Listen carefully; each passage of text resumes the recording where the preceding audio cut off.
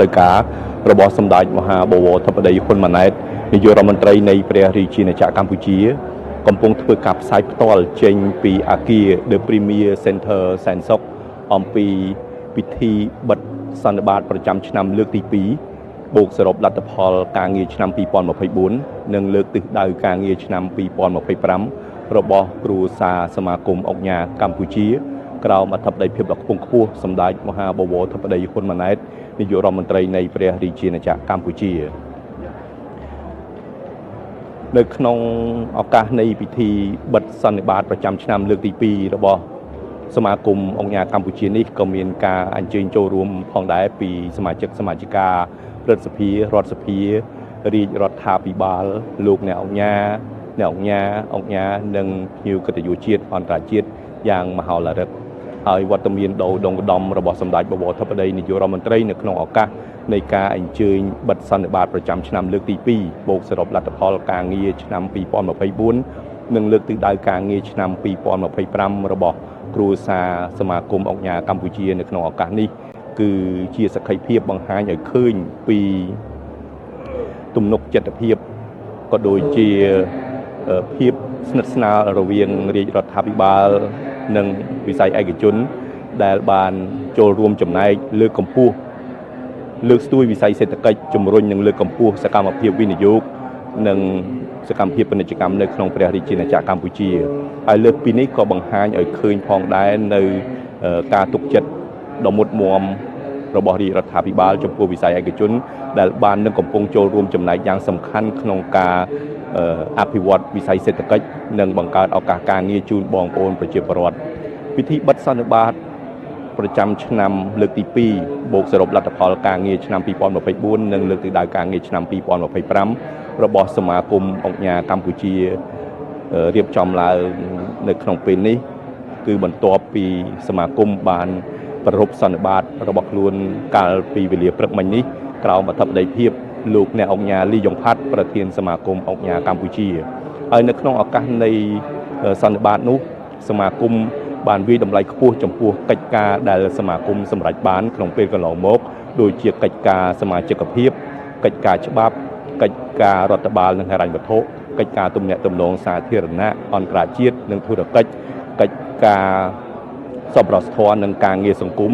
និងលើកទិសដៅការងារសម្រាប់អនុវត្តបន្តនៅក្នុងឆ្នាំ2025ខ្ញុំបាទសូមជម្រាបជូនថាសមាគមអង្គការកម្ពុជាដែលមានលោកអ្នកអង្គការលីយ៉ុងផាត់ជាប្រធានត្រូវបានបង្កើតឡើងជាផ្លូវការស្របតាមអនុសាសន៍ណែនាំដ៏ខ្ពង់ខ្ពស់របស់សម្ដេចតេជោហ៊ុនសែនប្រធានព្រឹទ្ធសភានៃព្រះរាជាណាចក្រកម្ពុជានឹងត្រូវបានទទួលស្គាល់ជាផ្លូវការដោយក្រសួងមហាផ្ទៃកាលពីថ្ងៃទី25ខែតុលាឆ្នាំ2022កន្លងទៅជាពិសេសការទទួលស្គាល់កម្រិតខ្ពស់បំផុតដោយព្រះរាជក្រឹត្យចុះថ្ងៃទី11ខែតុលាឆ្នាំ2023ស្ដីពីក្រមងារអង្គការដែលកំណត់ពីទួលនីតិនិងភារកិច្ចសំខាន់របស់សមាគមអង្គការកម្ពុជាក្នុងនាមជាស្ថាប័នតែមួយគត់តំណាងឲ្យក្រមវ័នទាំងអស់នៅកម្ពុជានិងជាដៃគូដ៏សំខាន់របស់រាជរដ្ឋាភិបាលក្នុងការជំរុញសកម្មភាពពាណិជ្ជកម្មនិង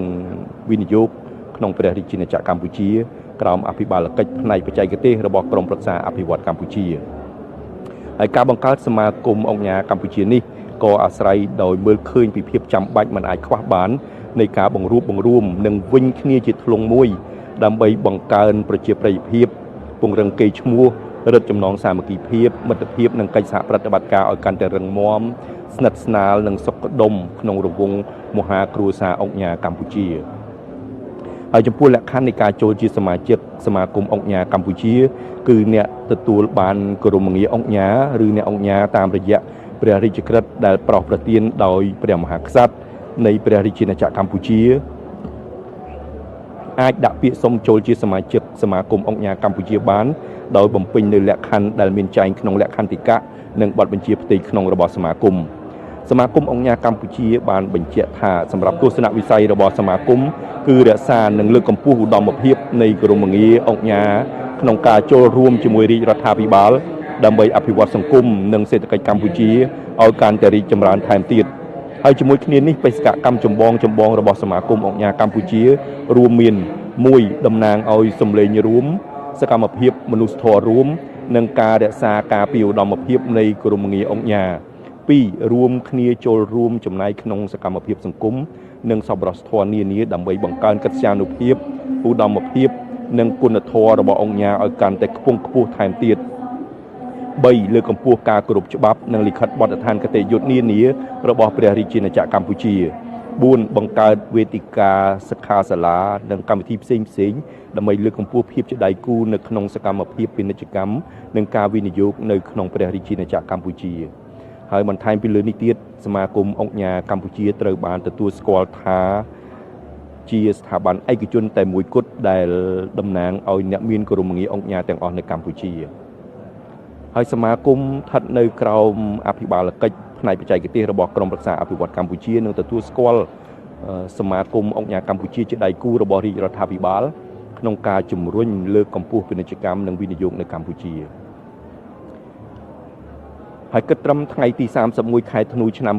2024សមាគមអង្គញាកម្ពុជាមានសមាជិកចំនួន446រូបក្នុងនោះទីប្រឹក្សាជាន់ខ្ពស់8រូបក្រុមប្រឹក្សាភិបាល45រូបនិងសមាជិកសកម្ម34រូបនិងសមាជិកទ្រទ្រង់354រូបក្នុងនោះមានគោរមងារជាលោកអ្នកអង្គញា5រូបអ្នកអង្គញា140រូបនិងអង្គញា301រូបសមាគមនេះដឹកនាំដោយក្រុមប្រឹក្សាភិបាលដែលមានអាណត្តិ5ឆ្នាំនិងមានគណៈកម្មការជំនាញចំនួន4គឺគណៈកម្មការសមាជិកភាពវិន័យនិងក្រមសីលធម៌គណៈកម្មការកិច្ចការច្បាប់គណៈកម្មការរដ្ឋបាលនិងហិរញ្ញវត្ថុនិងគណៈកម្មការទំនាក់ទំនងសាធារណៈនិងអន្តរជាតិហើយការងារប្រចាំថ្ងៃត្រូវបានអនុវត្តដោយអគ្គលេខាធិការដ្ឋានក្រោមការដឹកនាំរបស់អគ្គលេខាធិការមួយរូបហើយបន្ថែមពីលើនេះដើម្បីធានានៅប្រសិទ្ធភាពនៃដំណើរការនិងភាពជោគជ័យសមាគមអង្គញាកម្ពុជាមានឧត្តមក្រុមប្រឹក្សាជាន់ខ្ពស់ជាមគ្គុទ្ទេសក៍តម្រង់ទិសនិងផ្ដល់នូវបទពិសោធន៍ល្អៗសម្រាប់ការដឹកនាំនិងគ្រប់គ្រងសមាជិកភាពរបស់ឧត្តមក្រុមប្រឹក្សាជាន់ខ្ពស់មាន13រូបសម្ដេចតេជោហ៊ុនសែនប្រធានព្រឹទ្ធសភានិងជាប្រធានក្រុមឧត្តមប្រឹក្សាផ្ទាល់ព្រះមហាក្សត្រត្រូវបានសមាជិកសមាគមអង្គញាកម្ពុជាគោរពអញ្ជើញដល់ខ្ពង់ខ្ពស់ធ្វើជាប្រធានកិត្តិយសសមាគមនិងមានអិសរាជជនជាន់ខ្ពស់ចំនួន4រូបត្រូវបានតែងតាំងជាអនុប្រធានកិត្តិយសព្រមទាំងមានលោកអ្នកអង្គញានិងអ្នកអង្គញាចំនួន8រូបជាទីប្រឹក្សាជាន់ខ្ពស់ផងដែរហើយនៅក្នុងឱកាសនៃពិធីប្រកាសជាផ្លូវការសមាគមអង្គញាកម្ពុជាកាលពីខែមិថុនាឆ្នាំ2023សម្ដេចតេជោហ៊ុនសែនមានប្រសាសន៍ថាការចងក្រងសមាគមអង្គញាកម្ពុជាគឺជាការធ្វើឡើងស្របតាមគោលបំណងរបស់សម្ដេចដើម្បីចងក្រងគ្នាធ្វើសកម្មភាពនានាជាពិសេសផ្នែកសេដ្ឋកិច្ចពាណិជ្ជកម្មកម្ពុជាឲ្យកាន់តែមានភាពរីកចម្រើនថែមទៀតសម្ដេចតេជោបានមានប្រសាសន៍ថាការចងក្រងសមាគមអង្គញាមិនមែនជាការចងក្រងបណ្ដាញឬបកពួកនោះឡើយនិងមិនមែនជាការផ្ដល់បុព្វសិទ្ធិពិសេសសម្រាប់បុគ្គលឬក្រុមណាមួយឡើយដើម្បីការពារផលប្រយោជន៍ផ្ទាល់ខ្លួននោះទេផ្ទុយទៅវិញក្រៅពីការជំរុញសកម្មភាពពាណិជ្ជកម្មនិងវិនិយោគនៅកម្ពុជាសមាគមអង្គញាកម្ពុជាក្នុងពេលកន្លងមកបានចូលរួមជួយសង្គមតាមការអំពាវនាវរបស់រាជរដ្ឋាភិបាលនិងបង្ហាញពីវប្បធម៌ចែករំលែកនិងសាមគ្គីភាពសមាគមបានបរិច្ចាគថវិកាជូនដល់កាកបាទក្រហមកម្ពុជាក្នុងឱកាសទិវាពិភពលោកកាកបាទក្រហមនិងអធិច័ន្ទក្រហមតាំងពីសមាគមត្រូវបានបង្កើតឡើងជាក់ស្ដែងកាលពីថ្ងៃទី21ខែមិថុនាឆ្នាំ2024កន្លងទៅនេះសមាជិកនៃសមាគមអង្គញាកម្ពុជាដឹកនាំដោយលោកអ្នកអង្គញាលីយ៉ុងផាត់ប្រធានសមាគមបានអញ្ជើញជួបសំណេះសំណាលជាមួយសម្ដេចគតិព្រឹទ្ធបណ្ឌិតប៊ុនរ៉ានីហ៊ុនសែនប្រធានកាកបាទក្រហមកម្ពុជានៅទីស្នាក់ការកណ្ដាលកាកបាទក្រហមកម្ពុជានិងបាននាំយកថវិកាសរុបចំនួន$1,555,555 ដុល្លារអាមេរិកជូនកាកបាទក្រហមកម្ពុជាក្នុងឱកាសខួបទី161ទិវាពិភពលោកកាកបាទក្រហមនិងអធិច័ន្ទក្រហម8ឧសភា2024ក្រោមប្រធានបទរួមគ្នាជាមួយកាកបាទក្រហមកម្ពុជាដើម្បីសហគមន៍មានសុខភាពល្អនិងមានភាពធន់នឹងអាកាសធាតុហើយព្រមជាមួយគ្នានេះសមាគមអង្គញាកម្ពុជាបានប្រគល់ជូនសម្ដេចគតិព្រឹទ្ធបណ្ឌិតប៊ុនរ៉ានីហ៊ុនសែននៅពានមាសអង្គញារបស់សមាគមដែលជាពានដ៏វិចិត្រល្អឯកនិងមានអត្ថន័យយ៉ាងធំធេង សម្រាប់សមាគមស័ក្តិសមទៅនឹងបាវចនាសិលធម៌មនុស្សធម៌អភិវឌ្ឍសេដ្ឋកិច្ចហើយនៅក្នុងឱកាសដ៏ប្រពៃថ្លៃថ្លានេះសម្ដេចគតិប្រិទ្ធបណ្ឌិតប៊ុនរ៉ានីហ៊ុនសែនបាននាំនៅព្រះរាជបន្ទូលសួរសុខទុក្ខនិងព្រះរាជអំណរគុណពីព្រះករុណាព្រះមហាក្សត្រជាអម្ចាស់ជីវិតលើត្បូងនិងសម្ដេចព្រះមហាក្សត្រីនរោត្តមមុនិនាថសីហនុព្រះវររាជមាតាជាតិខ្មែរព្រះប្រធានកិត្តិយសកាកបាទក្រហមកម្ពុជាជូនចំពោះថ្នាក់ដឹកនាំនិងសមាជិកសមាគមអង្គការកម្ពុជាជាអិសរាជជនទាំងអស់សម្ដេចគតិប្រិទ្ធបណ្ឌិតក៏បានថ្លែងអំណរគុណចំពោះការបរិច្ចាគដ៏សប្បុរសដោយស្ម័គ្រចិត្តគ្រប់ពេលវេលាពីលោកអ្នកអង្គការទាំងអស់ចំពោះកាកបាទក្រហមកម្ពុជានិងបានផ្ដល់កិត្តិយសអញ្ជើញមកប្រគល់ថវិកាដោយផ្ទាល់នៅពេលនោះហើយជាមួយគ្នានេះសម្ដេចគតិប្រិទ្ធបណ្ឌិតប៊ុនរ៉ានីហ៊ុនសែនក៏បានវិតម្លៃខ្ពស់ចំពោះការផ្ដួចផ្ដើមគំនិតបង្កើតសមាគមអង្គការកម្ពុជានេះឡើងដោយមានលក្ខន្តិកៈមានបទបញ្ជាផ្ទៃក្នុងនិងមានឯកសណ្ឋានប្រកប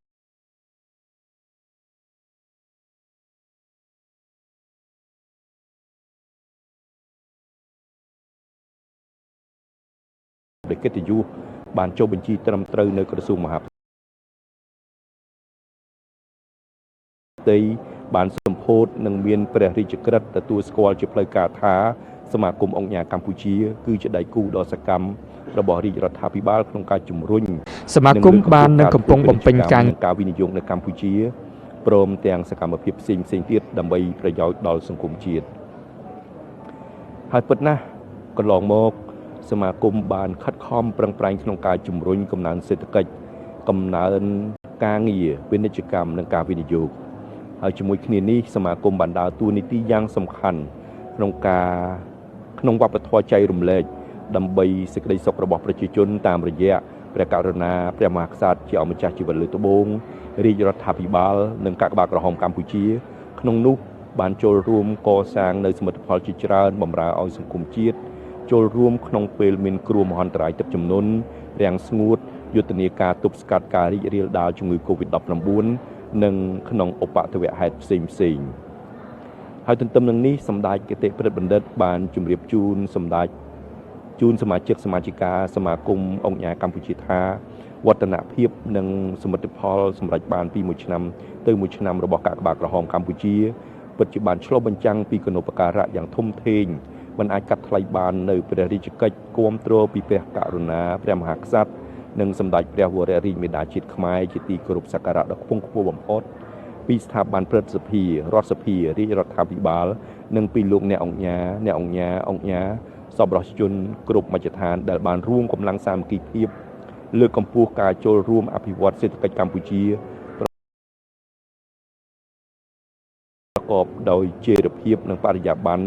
បង្កើតភាពសុខសាន្តសុខដុមរមនានិងភាពរីកចម្រើនខាងកម្រិតជីវភាពរបស់ប្រជាជនឲ្យបានយ៉ាងល្អប្រសើរដោយបណ្ដាប្រទេសអភិវឌ្ឍន៍នានានៅលើសកលលោក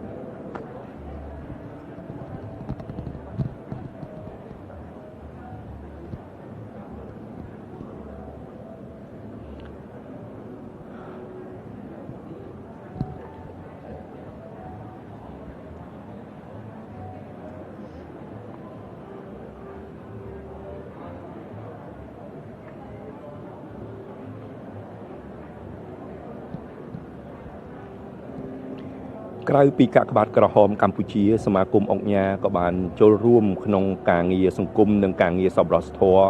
ដូចជាបានថ្វាយដង្វាយអង្គរនិងដង្វាយនិងថវិកាថ្វាយអង្គព្រះមហាក្សត្រនិងលួងម៉ែដើម្បីចូលរួមដង្ហែព្រះរាជសកម្មភាពមនុស្សធម៌ដ៏ឧត្តមឧត្តមរបស់ព្រះអង្គទាំងទ្វេបានបរិច្ចាគថវិកាសម្រាប់សកម្មភាពបោសសម្អាតមីននិងយុទ្ធភណ្ឌមិនទាន់ផ្ទុះនៅក្នុងព្រះរាជាណាចក្រកម្ពុជាបានបរិច្ចាគថវិកាជូនសមាគមយុវជនគ្រូពេទ្យស្ម័គ្រចិត្តសម្ដេចតេជោធីតាដើម្បីរៀបចំមន្ទីរពេទ្យលួងម៉ែបានបរិច្ចាគថវិកាជូនសាលារាជធានីភ្នំពេញក្នុងអំឡុងពេលបិទគប់នៃការឆ្លងរីករាលដាលនៃជំងឺ Covid-19 បានបរិច្ចាគថវិកាកសាងអគារសិក្សានៅពុទ្ធិកសាកលវិទ្យាល័យព្រះសីហនុរាជា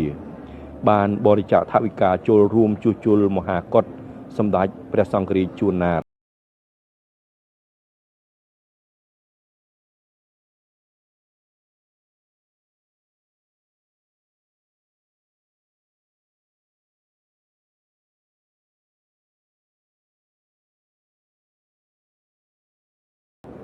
បានបរិច្ចាគថវិកាកសាងសារមន្ទីរសម្ដេចព្រះព្រំរតនមុនីពិនសែមរាជបូរបានចែកសម្លៀកបំពាក់សម្ភារៈសិក្សាថវិកានិងកសាងហេដ្ឋារចនាសម្ព័ន្ធនានានៅអនុវិទ្យាល័យស្ទឹងជ្រៅក្រុងតាខ្មៅខេត្តកណ្ដាលនិងបានចែកសម្លៀកបំពាក់គ្រឿងឧបភោគបរិភោគនិងថវិកាដល់កុមារកំព្រានៅក្នុងមណ្ឌលចំនួន4កន្លែងក្នុងខេត្តកំពង់ស្ពឺជាដើម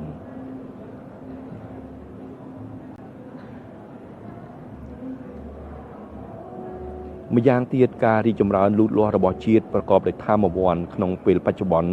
ពិតជាមិនអាចកាត់ផ្ដាច់ពីការរួមចំណែករបស់លោកអ្នកអង្គញា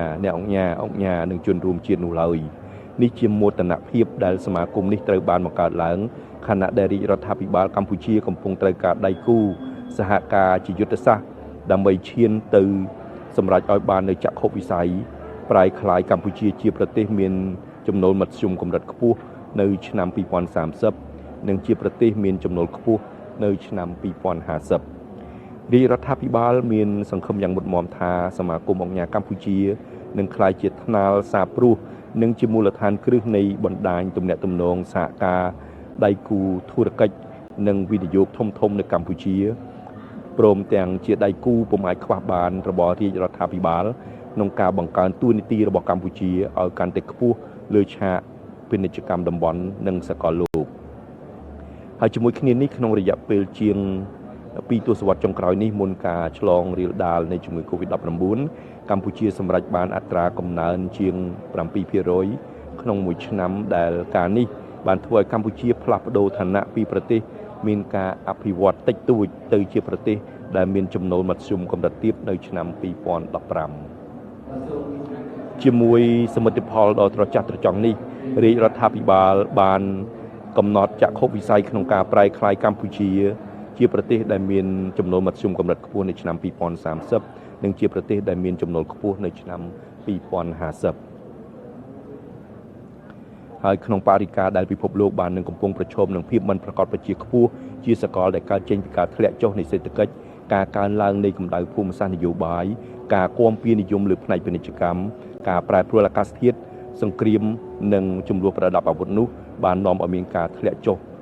រំហូរវិនិយោគផ្ទាល់ពីបរទេសឬ FDI ជាសកលក្នុងឆ្នាំ2023សម្ដេចឯកឧត្តមលោកជំទាវលោកស្រីនាងកញ្ញាជាទីគោរពនៅពេលនេះសម្ដេចបវរធិបតីនាយករដ្ឋមន្ត្រីនៃព្រះរាជាណាចក្រកម្ពុជានៃយើងបានអញ្ជើញមកដល់អគារ The Premier Center សែនសុខដើម្បីអញ្ជើញជាអធិបតីភាពដ៏ខ្ពង់ខ្ពស់ក្នុងពិធីបិទសន្និបាតប្រចាំឆ្នាំលើកទី2នៃមហាគ្រួសារសមាគមអង្គការកម្ពុជាហើយវត្តមានដ៏ខ្ពង់ខ្ពស់របស់សម្ដេចបវរធិបតីនាយករដ្ឋមន្ត្រីទទួលបាននូវការគោរពស្វាគមន៍និងផ្ដល់ជូននៅបដិសណ្ឋារកិច្ចដ៏កក់ក្ដៅបំផុតពីលោកអ្នកអង្គការនិងមន្ត្រីសំខាន់នៃរាជរដ្ឋាភិបាលកម្ពុជានៅពេលនេះសម្ដេចបវរធិបតីនាយករដ្ឋមន្ត្រីរបស់យើងកំពុងតែធ្វើដំណើរចូលមកកាន់សាល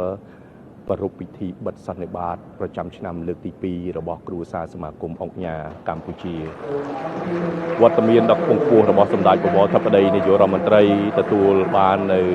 ការស្វាគមន៍ក្រោមស្នូទដៃយ៉ាងកងរំពងរបស់លោកអ្នកអង្គការដែលកំពុងមានវត្តមាននៅក្នុងពិធីបិទសន្និបាតប្រចាំឆ្នាំលើកទី2បូកសរុបលទ្ធផលការងារឆ្នាំ2024និងលើកទិសដៅការងារឆ្នាំ2025របស់សមាគមអង្គការកម្ពុជាតទៅនេះខ្ញុំបាទសូមគោរពអញ្ជើញសម្ដេចឯកឧត្តមលោកជំទាវលោកស្រីនាងកញ្ញាទស្សនាការប្រព្រឹត្តទៅនៃពិធីបិទសន្និបាតបូកសរុបលទ្ធផលការងារឆ្នាំ2024និងលើកទិសដៅការងារឆ្នាំ2025របស់សមាគមអង្គការកម្ពុជាក្រោមអធិបតីភាពដ៏ខ្ពង់ខ្ពស់សម្ដេចបវរធិបតីនាយករដ្ឋមន្ត្រីក្នុងទិដ្ឋភាពទាំងស្រុងដូចតទៅ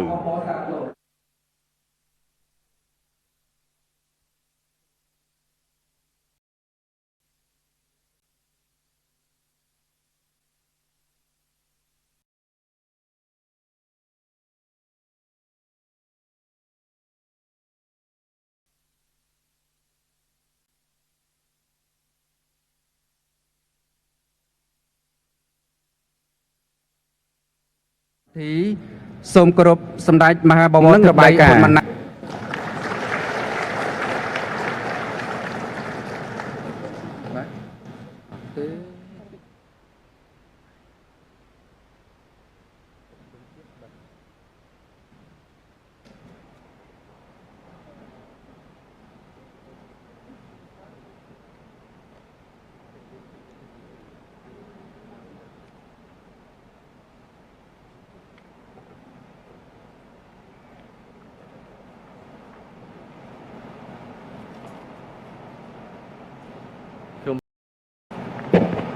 ខ្ញុំបាទសូមគោរព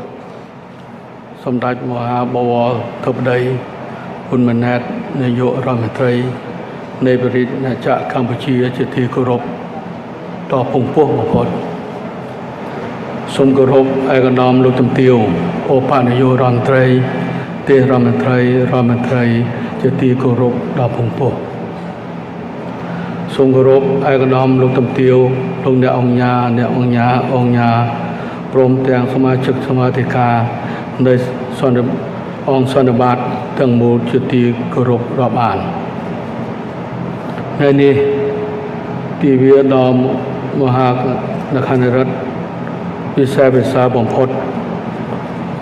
ក្នុងនាមក្រុមប្រឹក្សាវិបាលនិងអគ្គលេខាធិការនៃសមាគមអង្គការកម្ពុជាខ្ញុំបាទសូមសម្ដែងនៅការស្វាគមន៍យ៉ាងកក់ក្ដៅជា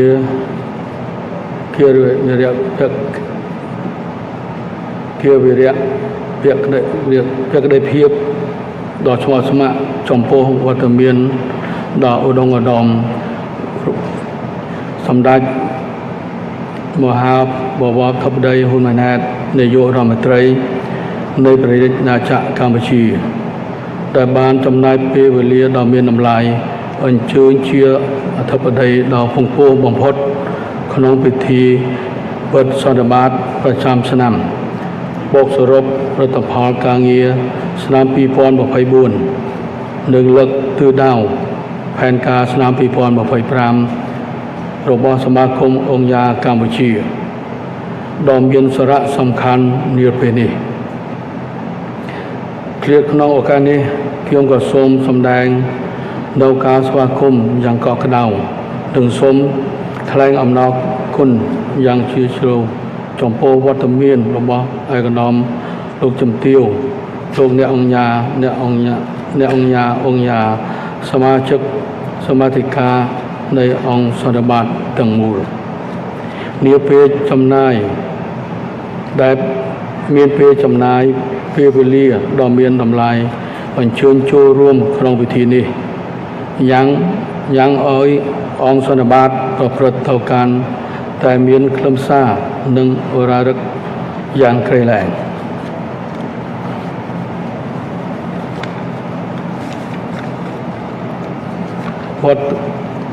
វត្តមានដ៏ខ្ពង់ខ្ពស់បំផុតរបស់សម្ដេចអធិបតីនាយករដ្ឋមន្ត្រីព្រមទាំងគណៈអធិបតីក្នុងអង្គសន្និបាតនេះគឺជាការផ្ដល់កិត្តិយសនិងជាការលើកទឹកចិត្តដ៏ធំធេងរបស់សមាគមលោកអង្គការកម្ពុជាក្នុងការបន្តខិតខំប្រឹងប្រែងបំពេញតួនាទីនិងភារកិច្ចរបស់ខ្លួនឲ្យកាន់តែសកម្មខ្លាំងក្លាថែមទៀតសម្ដេចអធិបតីនាយករដ្ឋមន្ត្រីជាទីគោរពដ៏ពងពោះបំផុតអង្គសន្និបាតទាំងមូលជាទីមេត្រីស្ថិតក្នុងឱកាសដ៏ប្រសើរខ្លីខ្លានេះក្នុងនាមជាតំណាងសមាជិកសមាធិការនៃអង្គសន្និបាតទាំងមូលខ្ញុំបាទមានកិត្តិយសសូមគោរពអនុញ្ញាតធ្វើសេចក្តីរាយការណ៍ដោយសង្ខេបជូនសម្ដេចអធិបតីនាយករដ្ឋមន្ត្រីព្រមទាំងគណៈអធិបតីអំពីដំណើរការនៃអង្គសន្និបាតដែលបានប្រព្រឹត្តទៅរយៈពេលពេញមួយថ្ងៃ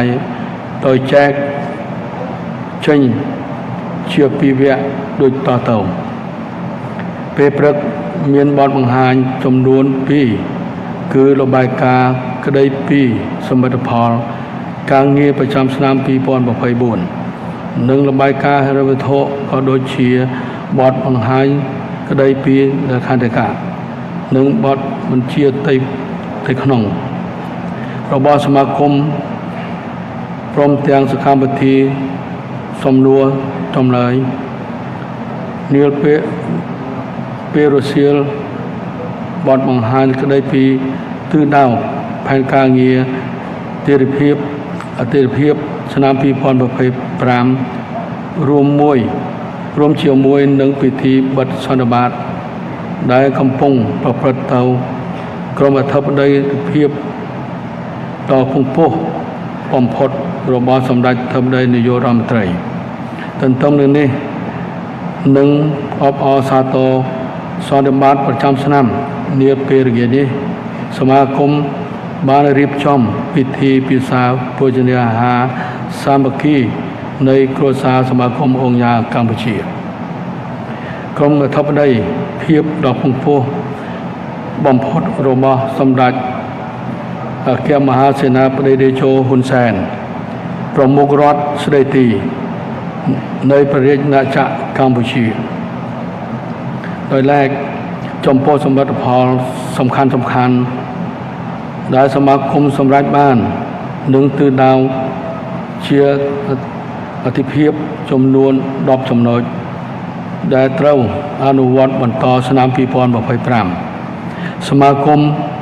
បានរៀបចំជាវីដេអូដែលនឹងចាក់បញ្ចាំង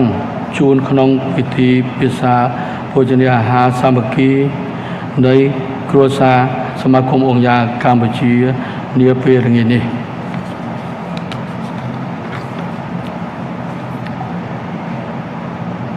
ជារួមអង្គសន្និបាតរយៈពេល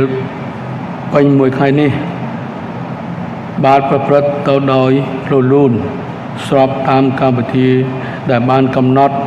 ដោយទទួលបាននៅការចូលរួមមតិយោបល់យ៉ាងពុកផលដែលយើងអាចវាយតម្លៃបានថាអង្គសន្និបាតនាពេលនេះសម្រេចបាននៅលទ្ធផលជាផ្លែផ្កាដោយគោលបំណងនិងរបៀបវិរៈដែលបានគ្រោងទុកហើយសមាជិកសមាធិការទាំងអស់នៃអង្គសន្និបាតបានត្រៀមខ្លួនជាស្រេចដើម្បីអនុវត្តរដ្ឋអនុសាសន៍ដឹកនាំដ៏មានតម្លៃបំផុតរបស់សម្ដេចអធិបតីនាយករដ្ឋមន្ត្រីដែលនឹងផ្ដល់ជូនក្នុងពិធីបិទអង្គសន្និបាតរបស់សមាគមនាពេលបន្តិចទៀតនេះអាស្រ័យដោយបានគោរពរាជការជូនខាងលើនេះខ្ញុំសូមសម្ដេចអធិបតីនាយករដ្ឋមន្ត្រីព្រមទាំងគណៈអធិបតីមេត្តាជ្រាបថារបាយការណ៍ដ៏ខ្ពង់ខ្ពស់បំផុតជាទីបញ្ចប់ក្នុងនាមក្រុមប្រឹក្សាវិបាលនិងអគ្គលេខាធិការនៃសមាគមអង្គការកម្ពុជាខ្ញុំបានសូមគោរពជូនពរជ័យបវរសួស្តីសិរីមង្គលពិបុលសុខមហាប្រសើរគ្រប់ប្រការជូនសម្ដេចអធិបតីនាយករដ្ឋមន្ត្រីនិងលោកជំទាវបណ្ឌិតព្រមទាំងគ្រួសារសូមប្រកបនៅសុខភាពល្អបរិបូរណ៍អាយុយឺនយូរកម្លាំងខ្លាំងក្លាប្រាជ្ញាជ្រាលជ្រៅដើម្បីដឹកនាំរដ្ឋាភិបាលកម្ពុជាក្នុងបេសកកម្មដ៏ឧត្តមឧត្តមបម្រើជាតិនិងប្រជាជនកម្ពុជាឲ្យកាន់តែរីកចម្រើនរុងរឿងជានិច្ចនិរន្តរ៍សូមគោរពជូនពរឯកឧត្តមលោកជំទាវលោកអ្នកអង្គការសមាជិកសមាធិការនៃអង្គសន្និបាតទាំងមូលសូមមានសុខភាពល្អសុភមង្គលទទួលបានជោគជ័យគ្រប់តួនាទីភារកិច្ចរៀងៗខ្លួនកុំបីឃ្លាតឡើយ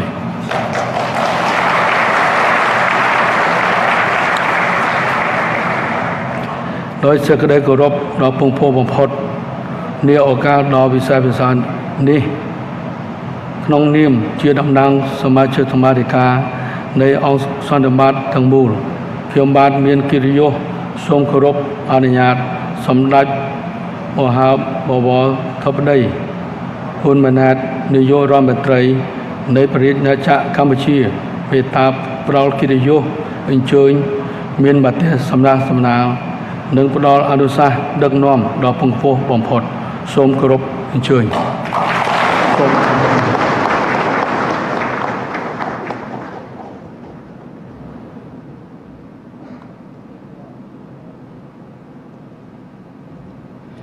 អាដាមលោកកំជឿលោកអ្នកអង្គការគណៈធិបតីភ្ញៀវកិត្តិយសអង្គសន្និបាតទាំងមូលជាទីមេត្រី ថ្ងៃនេះខ្ញុំមានសេចក្តីសំណោះរីករាយដែលបានចូលរួមជាអធិបតីក្នុងពិធីបិទសន្និបាតឆ្នាំលើកទី 2 បូកសរុបលទ្ធផលការងារឆ្នាំ 2024 និងលើកទិសដៅផែនការឆ្នាំ 2025 របស់សមាគមអង្គការកម្ពុជាខ្ញុំសូមវាយតម្លៃខ្ពស់និងសូមអរគុណដល់លោកអ្នកអង្គការលីយ៉ុងផាត់ប្រធានសមាគមអង្គការកម្ពុជានិងថ្នាក់ដឹកនាំទាំងអស់របស់សមាគមដែលបានរៀបចំសន្និបាតប្រចាំឆ្នាំនេះឡើងដើម្បីកត់សម្គាល់នៅសមិទ្ធផលមួយឆ្នាំកន្លងមករបស់សមាគមក៏ដូចជាការគិតគូរទិសដៅបន្តក្នុងគោលបំណងជំរុញនិងពង្រឹងការចូលរួមរបស់សមាគមជាមួយរាជរដ្ឋាភិបាលនៅក្នុងការវិវត្តសង្គមសេដ្ឋកិច្ចជាតិឲ្យកាន់តែសកម្មខ្លាំងក្លានិងប្រកបដោយប្រសិទ្ធភាពខ្ពស់ក៏ដូចជាការលើកកម្ពស់ពង្រឹងមុខងារនិងតួនាទីរបស់សមាគមថែមមួយកម្រិតទៀតខ្ញុំក៏សូមយកឱកាសនេះថ្លែងអំណរគុណយ៉ាងជ្រាលជ្រៅចំពោះលោកអ្នកអង្គការនិងក្រុមអវ័នទាំងអស់ដែលជានិច្ចកាលតែទៅចូលរួមនៅក្នុងសកម្មភាពសង្គមមនុស្សធម៌និងសប្បុរសធម៌នាពេលកន្លងមកហើយខ្ញុំក៏សម្គាល់ឃើញថារាល់ការអំពាវនាវរបស់រាជរដ្ឋាភិបាលតែទៅមានការគាំទ្រចូលរួមយ៉ាងសកម្មពីសំណាក់លោកអ្នកអង្គការក្នុងនោះមានជាការចូលរួមបរិច្ចាគជូនដល់កាកបាទក្រហមកម្ពុជានៅក្នុងទិវាកាកបាទក្រហមនិងអធិចារ្យក្រហមជារៀងរាល់ឆ្នាំការឧបត្ថម្ភក្នុងមូលនិធិកសាងហេដ្ឋារចនាសម្ព័ន្ធតាមព្រំដែនជាពិសេសកសាងប្រវត្តិព្រំដែនដើម្បីការពារបណ្ដាភាពទឹកដីការឧបត្ថម្ភនៅក្នុងការប្រកួតកីឡាក៏ដូចជាការចលនាសង្គមផ្សេងការចូលរួមកសាងសមិទ្ធផលសង្គមឧបត្ថម្ភកសាងមូលនិធិសាងសង់នៅក៏ចូលរួមដល់គន្ធបុប្ផានិងសកម្មភាពសប្បុរសជនជាច្រើនដែលខ្ញុំរាប់មិនអស់នៅថ្ងៃនេះហើយខ្ញុំសូមអរគុណដល់សមាគមអង្គការកម្ពុជាដែលបានផ្ដល់ធាតុចូលដល់រាជរដ្ឋាភិបាលពាក់ព័ន្ធច្បាប់និងគោលនយោបាយ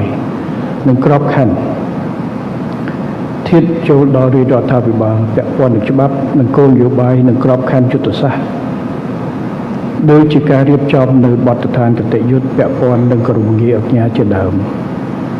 ខ្ញុំសូមវាតម្លៃខ្ពស់ចំពោះការចូលរួមយ៉ាងសកម្មនៅក្នុងការសម្របសម្រួលផ្សះផ្សាដោះស្រាយវិវាទក្រៅប្រព័ន្ធតុលាការនិងការផ្ដល់ប្រឹក្សាយោបល់និងការផ្ដល់ជំនួយផ្នែកច្បាប់ដល់សមាជិកទាំងឡាយចង់ជំរុញនេះខ្ញុំសូមអរគុណណាស់ដល់សមាគមអង្គការដែលចូលរួមជាមួយរាជរដ្ឋាភិបាលជាពិសេសទីស្តីការគណៈរដ្ឋមន្ត្រីក្នុងការ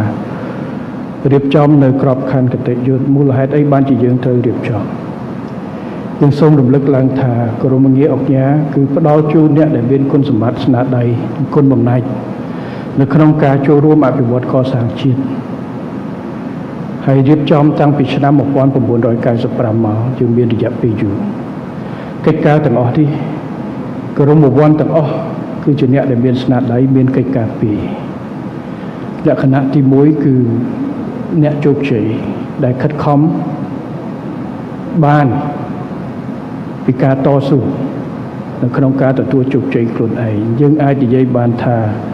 ក្រមអវ័នអង្គការភាគច្រើនជាពិសេសអ្នកចំនួនមួយគឺសិតតែអ្នកតស៊ូចេញពីបាតដៃទទេបាទ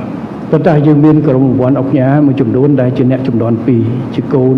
ជាចៅដែលចាប់ផ្ដើមធ្វើ business ធ្វើធុរកិច្ចពីចំនួនដែលពុកម្ដាយបានតស៊ូហើយប៉ុន្តែភាគច្រើនជាពិសេសអ្នកដែលមានវត្តមានចំនួនមួយនេះគឺភាគច្រើនចេញពីដៃទទេពី79មកអត់មានអីទេ ទោះបីជាអ្នកខ្លះពីមុនធ្លាប់ចេញពីគ្រួសារអភិជនគ្រួសារអ្នកធុរកិច្ចក៏ដោយប៉ុន្តែអពតយកអស់ហើយយ៉ាងច្រើនចេញមកនៅសល់មានសំសល់មាសសល់អីទិញទួចយកមកជាដើមទុនប៉ុន្តែតស៊ូក្នុងរយៈពេល40ឆ្នាំនេះបានទទួលការរីកចម្រើនគ្រប់ខ្លួនមិនត្រឹមតែរីកចម្រើនតខ្លួនទេប៉ុន្តែរីកចម្រើនទៅដល់អ្នកដទៃបានន័យថាការរីកចម្រើននៅក្នុងធុរកិច្ចនិងជោគជ័យនៅក្នុងគឺថា business ឬមួយក៏អាជីវកម្មរៀងខ្លួនបានផ្ដល់នៅការងារផ្ដល់នៅគុណផលប្រយោជន៍ទៅដល់អ្នកផ្សេងអញ្ចឹងការខិតខំទាំងអស់នេះគឺជាគំរូមួយទី2គោរមវ័នអុកញ៉ាគឺផ្ដល់ឲ្យមិនមែនតែអ្នកដែលអាចជោគជ័យក្នុងជីវិតធុរកិច្ចជាមួយអីនោះទេគឺក៏ផ្ដល់ឲ្យអ្នកដែលបានផ្ដល់ការងារផ្ដល់នូវភាពជោគជ័យរបស់ខ្លួនចែករំលែកទៅដល់សង្គម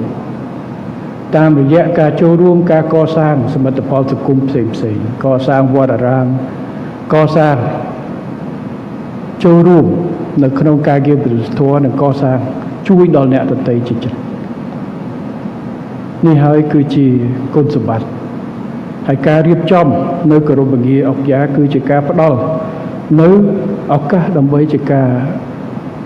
ទទួលស្គាល់នៃការខិតខំប្រឹងប្រែងរបស់ក្រុមវ័នទាំងអស់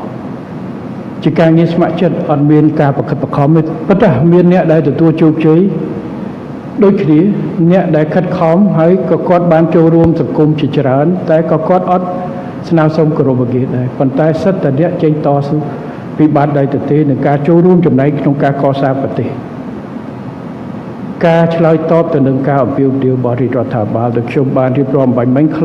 សង្ខេបទេប៉ុន្តែមានច្រើនជាងទៀតជំនាន់កូវីដជំនាន់ពុនសម្ដេចនាយកកសាងបានច្រើនជាពិសេសការធានាម្ចាស់ការដោះស្រាយបន្ទាន់ភ្លាមទៅលើកិច្ចការងារធំនៅក្នុងការផ្ដល់នូវអត្ថប្រយោជន៍ទៅជួយសេដ្ឋកិច្ចជួយជំរុញដែលយើងអាចថានៅក្នុងមុនកូវីដក្នុងរយៈពេលពីបញ្ចប់សង្គ្រាមសេដ្ឋកិច្ចយើងបានរីកចម្រើន 7% ក្នុងមួយឆ្នាំអត្រានិភាពក្រីក្រជាង 50% ធ្លាក់មកក្រោម 10% ហើយឡើងនេះគឺមួយផ្នែកធំគឺការចូលរួមពីវិស័យឯកជនរដ្ឋតួនាទីនៅក្នុងការជួយជំរុញសេដ្ឋកិច្ចនិងកាត់បន្ថយភាពក្រីក្រមានតួនាទីក្នុងការចេញគោលនយោបាយដោះស្រាយមួយចំនួនប៉ុន្តែមិនគ្រប់គ្រាន់ទេបើគ្មានការចូលរួមពីវិស័យឯកជននៅក្នុងការបង្កើតការងារក្នុងការបង្កើតជំរុញកំណើនសេដ្ឋកិច្ចនេះគឺជាអ្វីជាតថភាពជាក់ស្ដែងហើយនៅក្នុងដំណាក់កាលលំបាកនៃកូវីដនិងក្រោយកូវីដក៏វិស័យឯកជនដើរតួនាទីសំខាន់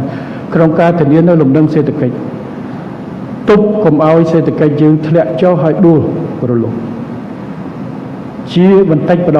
ងយើងបានកើតឡើងវិញគ្រប់វិស័យដែលយើងអាចចូលរួមជាមួយរដ្ឋហើយខ្ញុំអាចនិយាយដោយមោទនភាពបានថាហើយខ្ញុំតែងតែនិយាយគ្រប់វេទិកាពេលដែលខ្ញុំទទួលនៅការងារនេះពីឆ្នាំ2023កិច្ចការដែលធំសំខាន់ជាងគេបំផុតនៃការព្រួយបារម្ភពេលនោះគឺសេដ្ឋកិច្ចយើងអត់ដឹងថាតើវិស័យសេដ្ឋកិច្ចរបស់យើងនឹងឬមួយក៏កំពុងតែនៅលើគឺថាជំរាលធ្លាក់ចុះហើយជាពិសេសទៅលើវិស័យអចលនទ្រព្យធនាគារដែលប៉ះពាល់ទៅដល់ប្រជាជនច្រើនព្រោះវាទាញពាក់ព័ន្ធផ្សេងវិស័យកសិកម្មកម្មអសាលជំនាញលំដាប់ប៉ុន្តែមកដល់បោកនេះអាចថាយើងមានធានាបានហើយមានការកើនគឺថាចរន្តឡើងវិញខ្លះឯកឧត្តមសាយសមលក៏បាញ់ទិន្នន័យឲ្យខ្ញុំពួកយើងតាមដានជាប់ជាប្រចាំពី hypothec នៅធនាគារពី mortgage ពីអីដែលយកចេញនឹងហើយធនាគារជាតិក៏រាយការណ៍បោះជាប្រចាំចរន្តថវិកាវិលយ៉ាងណាតើវាផ្ដល់សញ្ញាយ៉ាងណាដល់ឈាមរបស់យើងនៅគ្រប់ខ្លួនសេដ្ឋកិច្ចរបស់យើងប៉ុន្តែយើងកើនជាង 5% កាល2023 6% 2024យើងព្យាករណ៍2025 6.5% ប៉ុន្តែយើងត្រូវមើលទៅលើវិស័យមួយផងដែរព្រោះចង្កើមើលលេខរួមយើងមើលឃើញពិបាកមើលនៅក្នុងវិស័យមួយព្រោះវិស័យចង្កើវិស័យមួយដោយកម្មអសាលនាំចេញខាងឧស្សាហកម្មគាត់កើនអញ្ចឹងទៅប៉ុន្តែវិស័យទេសចរវិស័យអីនៅមានកម្រិតកន្លែងខ្លះដកយើងមើលអស់នេះតែនៅក្នុងយើងអាចនិយាយបានថា2024នេះហើយ2025នេះគ្រប់វិស័យទាំងអស់គឺមានសន្ទុះនៅឆ្នាំ2021 2020យើងមានវិស័យខ្លះគឺដក បាទតែយើងអាចនិយាយបានថាសន្ទុះនិងកំណើនគឺដើរឡើងទៅលើនេះប៉ុន្តែយើងនៅមានការប្រុងប្រយ័ត្នចឹងហើយបានរាជរដ្ឋាភិបាលនៅប្រជុំវាយតម្លៃជាប់ជាប្រចាំយើងដាក់ចេញគោលនយោបាយជាបន្តបន្ទាប់កន្លែងណាដែលពន្ធយើងនៅបន្ទូបន្ថយដើម្បីបន្ធូរដល់សម្ពាធទៅដល់វិស័យឯកជនយើងនៅបន្ធូរដើម្បីយើងធានារដ្ឋសុខចិត្តគេថាចំណូលយើងបន្ធូរកន្លែងខ្លះដើម្បីឲ្យវិស័យឯកជនព្រោះវិស័យឯកជនជាអ្នកពាក់ព័ន្ធផ្ទាល់យើងដាក់ចេញមិនត្រឹមប៉ុណ្ណោះទេដាក់ចេញប្រហែលថ្ងៃមុនខ្ញុំទៅឲ្យកាត់ពន្ធតម្លាក់រឿង airline ក្នុងស្រុកកាត់ពន្ធកាត់ទុកពី14ចុះមក 2% ប្រហែលយើងតម្លាក់ចុះទៀតហើយឥឡូវរៀបចំរឿងគោលការណ៍មួយចំនួនដែលរដ្ឋត្រូវបញ្ចេញកាត់បន្ថយដើម្បីបន្ធូរទៅដល់វិស័យចាំបាច់មួយចំនួនជួយវិស័យទេសចរវិស័យដើម្បីឲ្យជួយគ្នាទាំងអស់នេះព្រោះវិស័យទាំងអស់ពាក់ព័ន្ធគ្នាបាទអញ្ចឹងហើយដែលជាលំដឹងទាំងអស់នេះហើយទាំងអស់ដែលខ្ញុំនិយាយនេះគឺពាក់ព័ន្ធវិស័យឯកជនជាច្រើនដែលក្រមងារអង្គការនៅទីនេះគឺសិតតែជាតួអង្គប្រតិបត្តិការសំខាន់ដែលជាតួអង្គសំខាន់ដែលជួយទ្រង់ទ្រាយហើយរាជរដ្ឋាភិបាលនៅជាមួយគ្នាដើម្បីយើងជួយថែរក្សាលំដឹងព្រោះបើសិនជាសេដ្ឋកិច្ចយើងលំបាកមិនមែនរឿងពីណាគេទេរឿងយើងតែម្ដងបាទរឿងប្រជាពលរដ្ឋយើងសេដ្ឋកិច្ចប្រទេសមួយរឿងរបស់គេបាទរក្សាលំនឹងតម្លៃរក្សាលំនឹងអតិផរណានៅប្រទេសខ្លះដូចនៅទេវចំនួនស្រែកចាចឥឡូវតំណែងឡើង 30-40% មិនសិនវិញខ្ញុំជួបមកបងប្អូនមកពីអាមេរិកគាត់ថាកាទៀវមួយចានឥឡូវ$20ពីមួយឆ្នាំជាងមុនតែ$8ជាងទេបូកតាក់បូកអីពី$10ឥឡូវ$20បូកពន្ធឡើង$25អញ្ចឹងខ្ញុំមិននិយាយសេដ្ឋកិច្ចប្រទេសណាទេប៉ុន្តែធ្វើម៉េចយើងគិតពីសេដ្ឋកិច្ចប្រទេសយើងត្រូវធានាកំណើនសេដ្ឋកិច្ចធានាជីវភាពរស់នៅរបស់ប្រជាជនតម្លៃទំនិញដែលល្អធ្វើយ៉ាងណាឲ្យយើងទៅទាំងអស់គ្នាហើយនេះគឺជាអ្វីដែលជាភាពជោគជ័យហើយគឺខ្ញុំសូមអរគុណណាស់ចំពោះការចូលរួមរបស់វិស័យឯកជនហើយជាពិសេសតួអង្គដូចខ្ញុំនិយាយក្រុមវត្តអង្គការហើយសមាជិការបស់សមាគមអង្គការកម្ពុជានៅថ្ងៃនេះក៏ជាផ្នែកមួយនៃវិស័យឯកជនរបស់យើងហើយខ្ញុំសូមយកឱកាសនេះអរគុណណាស់ហើយចំពោះកិច្ចការ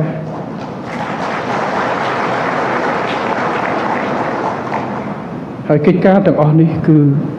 ដើម្បីអីដើម្បីយើងរួមគ្នាលើកទឹកចិត្តជាមួយគ្នាហើយក្រុមងារអង្គការគឺផ្ដល់ឲ្យសម្រាប់អ្នកដែលមានស្នាដៃក្នុងការចូលរួមប៉ុន្តែអ្វីដែលសំខាន់ក្រុមងារអង្គការបានមកគឺជាកិត្តិយសមួយដែលសង្គមទទួលស្គាល់ព្រះមហាក្សត្របានប្រគល់ឲ្យអញ្ចឹងមានន័យថាយើងក៏មានការទទួលខុសត្រូវពេលមុនយើងជាធុរជនម្នាក់ឯងយើងជាអ្នកធុរកិច្ចម្នាក់ឯងរឿងរបស់យើងប៉ុន្តែឥឡូវយើងកាន់គោរពងារជាអង្គការយើងតំណាងឲ្យអង្គការទូទាំងប្រទេសជាង 1000 នាក់នេះគឺជាកាតព្វកិច្ចទទួលនឹងការកិត្តិយសដែលទទួលបានហើយនេះហើយបានជាការខិតខំជជែកគ្នាពីដើមអាណត្តិនិងពីចុងអាណត្តិមុននោះសម្ដេចតេជោបានជជែកគ្នាជាមួយ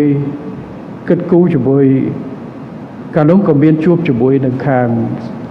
អង្គការក៏ការរៀបចំជាសមាគមក៏បានប្រភេទគ្នាថាតើរៀនការអីដើម្បីយើងមានការថែរក្សាគ្រប់គ្រងឬមួយក៏បតិកលាគ្នាឲ្យល្អដើម្បីជួយគ្នាដឹងគ្នាហើយយើងបង្កើតនៅក្រមសីលធម៌យ៉ាងណាដើម្បីធានាព្រោះជួនកាលមនុស្សច្រើនពេកតែម្នាក់ធ្វើខុសប៉ះទាំងអស់គ្នាតែមានរឿងតែ2-3នាក់គេងាកទៅលឺសូរតែក្រុមបង្អុនហ្នឹងគឺប៉ះយើងទាំងអស់គ្នាព្រោះយើងអត់ធ្វើអីអញ្ចឹងត្រូវរួមគ្នាការពារទាំងអស់គ្នាអញ្ចឹងហើយបានមានការរៀបចំចេញជាបរិយាក្រិតអនុក្រិតហើយក៏មានការទួនាទីនិងការចូលរួមជាមួយគ្នារបស់វិស័យឯកជនយើងទាំងអស់អ្នកមានគោរពវ័នទោះបីមិនមែនជាសមាជិកសមាគមក៏ដោយ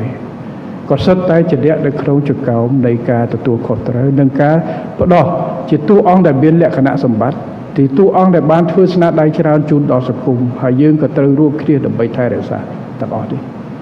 ហើយនេះហើយបានជាការរៀបចំ កន្លងទៅគឺយើងបានធ្វើកិច្ចការនេះហើយខ្ញុំក៏សូមអរគុណណាស់ហើយកោតសរសើរចំពោះសមាគមអង្គការកម្ពុជាក៏បានចូលរួមនៅក្នុងការគិតគូរពីយន្តការដើម្បីជួយគ្រប់គ្រងទៅដល់ក្រមវ័នអង្គការក៏ដូចជាការបដិកលាគ្នាធ្វើយ៉ាងណាទៅជាកម្លាំងសរុបរបស់ជាតិរដ្ឋនិងវិស័យឯកជនរួមគ្នាធ្វើការថែរក្សានៅកិត្តិនាមរបស់អ្នកដែលមានក្រមងារអង្គការក៏ដូចជាការថែរក្សានៅគោលគំនិតដើមនៅក្នុងការផ្ដល់នៅការទទួលស្គាល់អញ្ចឹងបានមានលក្ខខណ្ឌនៃការស្នើសុំចូលយ៉ាងណាទៅវាយតម្លៃយ៉ាងណាការបញ្ចប់យ៉ាងណាឬមួយក៏ការពិក្រមសំបីតែឯកសណ្ឋានដើម្បីយើងគឺថាជាកិច្ចការមួយដើម្បីមានអត្តសញ្ញាណមួយដែលបញ្ជាក់អំពីការខិតខំប្រឹងប្រែងនិងជាការលើកទឹកចិត្តរបស់រាជរដ្ឋាភិបាលនៅក្នុងការចូលរួមរបស់ក្រុមវ័នអង្គការយើងទាំងអស់នៅក្នុងការជួយដល់សង្គមហើយខ្ញុំបានផ្ដល់គោលការណ៍ពីសប្តាហ៍មុនដូចមានការស្នើសុំនៅក្នុងការធ្វើបច្ចុប្បន្នភាពដែលមានការស្នើសុំពីអាដាមលីយ៉ុងផាត់និងអាដាមអ្នកអង្គការលីយ៉ុងផាត់និងអាដាមវងសីវិសុទ្ធក្នុងការពិភាក្សាគ្នាធ្វើបច្ចុប្បន្នភាពក្រមវ័នអង្គការយើងបើតាមទិន្នន័យដែលយើងមានពីឆ្នាំ95 1947រូបហើយក្នុងនោះយើងមានបានលុបចេញ140រូបដោយ126រូបគឺលុបចេញដោយសារវិសមិទ្ធភាពព្រោះកាលមុនយើងចូលដំបូងអ្នកដែលជាក្នុងកងកម្លាំងប្រដាប់អាវុធក៏ចូលបានដល់ក្រោយមកមានគោលការណ៍ដែលនាំថាអ្នកដែលមានជាដំសេនីយ៍ក្នុងកងទ័ពក្នុងនគរបាលក៏សូមឲ្យរើសមួយអញ្ចឹងក៏មានការថយហើយក្រៅពីនោះក៏មានការលុបចេញមួយចំនួនទៀតដោយការស្ម័គ្រចិត្តនិងការប្រព្រឹត្តបទល្មើសមួយចំនួនដែលថានាំឲ្យពាក់ព័ន្ធទៅដល់គឺថាកិត្តិយសរបស់អង្គការក៏ដូចជាពាក់ព័ន្ធច្បាប់ចេះកុំឲ្យមានបញ្ហាអញ្ចឹងគឺសូមធ្វើបច្ចុប្បន្នភាពនេះឡើងដើម្បីយើងដឹងបាទទោះបីមិនមែនជាសមាជិករបស់សមាគមក៏ដោយបាទព្រោះ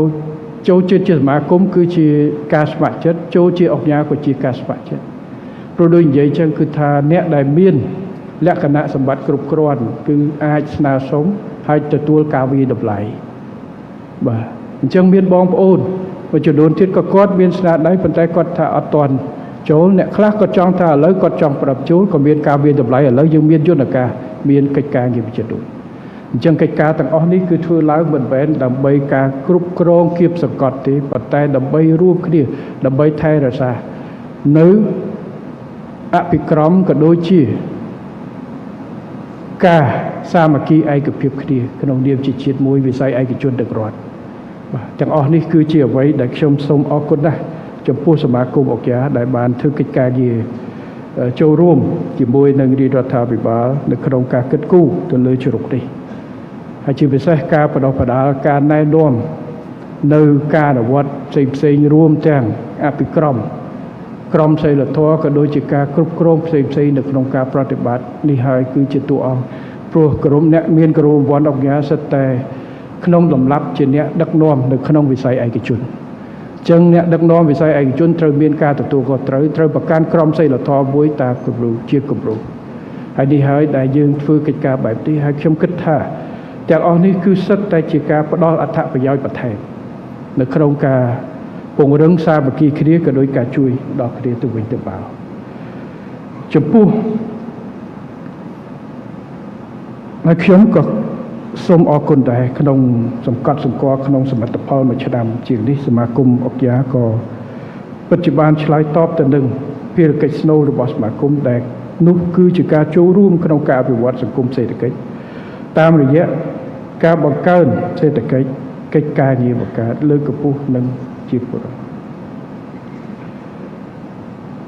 ខ្ញុំក៏សូមវាយតម្លៃខ្ពស់ផងដែរចំពោះការខិតខំប្រឹងប្រែងរបស់សមាគម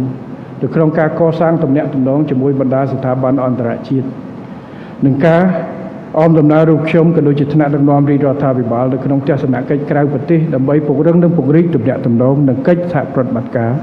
នៅក្នុងវិស័យពាណិជ្ជកម្មនិងវិនិយោគជាមួយបណ្ដាប្រទេសជាដៃគូកិច្ចការងារនេះខ្ញុំសូមអរគុណណាស់ហើយតាំងពីរាជរដ្ឋាភិបាលថ្មីបង្កើតមកមួយទិសដៅដែលយើងធ្វើដាក់ចេញនោះគឺការទូតសេដ្ឋកិច្ចដែលផ្ដោតទៅលើការជំរុញការពង្រឹងវិស័យឯកជនមិនត្រឹមតែក្នុងប្រទេសទេប៉ុន្តែតាក់ទំនាក់ទំនងនៅក្រៅប្រទេសហើយនៅក្នុងន័យនេះរាល់កិច្ចការងារទស្សនកិច្ចក្រៅប្រទេសទាំងអស់យើងតែងតែមានការអមជាមួយនឹងវិស័យឯកជនទៅរៀបចំជាវេទិកាធុរកិច្ចអ្នកអង្គការលោកអ្នកអង្គការជាច្រើនបានចូលរួមនៅក្នុងកិច្ចការនេះបាទនៅក្នុងមួយឆ្នាំនេះយើងធ្វើការងារច្រើនហើយធ្វើតែក្រៅប្រទេសធ្វើតែក្នុងប្រទេសហើយនៅក្នុងន័យនេះខ្ញុំក៏សូមខ្ញុំសូមអរគុណទៅដល់សភាពាណិជ្ជកម្មដែលសហការជាមួយដៃគូរៀបចំមានការចូលរួមពីសមាគមអង្គការកម្ពុជារបស់យើងនៅក្នុងការភ្ជាប់ទំនាក់ទំនងជាមួយវិស័យឯកជនរឿងនេះរាជរដ្ឋាភិបាលមិនអាចធ្វើខ្លួនឯងបានទេរឿងការទូតសេដ្ឋកិច្ចនេះរដ្ឋាភិបាលបានត្រឹមតែចរចាធ្វើស្ពានតភ្ជាប់ចរចាបើកទ្វារព្រំដែនចរចាដាក់ចេញនូវគោលនយោបាយលើកទឹកចិត្តចរចាតាក់ទាញនូវគោលនយោបាយមួយចំនួនផ្ដល់ឲ្យអ្នកវិនិយោគប៉ុន្តែរដ្ឋាភិបាលមិនអាចទៅធ្វើជាដៃគូជាមួយវិនិយោគបរទេសនោះទេមានតែវិស័យឯកជននិងវិស័យឯកជននោះទេចឹងបាននៅក្នុងពិធីម្ដងនេះនៅក្រៅប្រទេសក្តីក្នុងក្តីខ្ញុំចូលរួមបានត្រឹមតែបើកមានសន្ទរកថាខ្លីទេ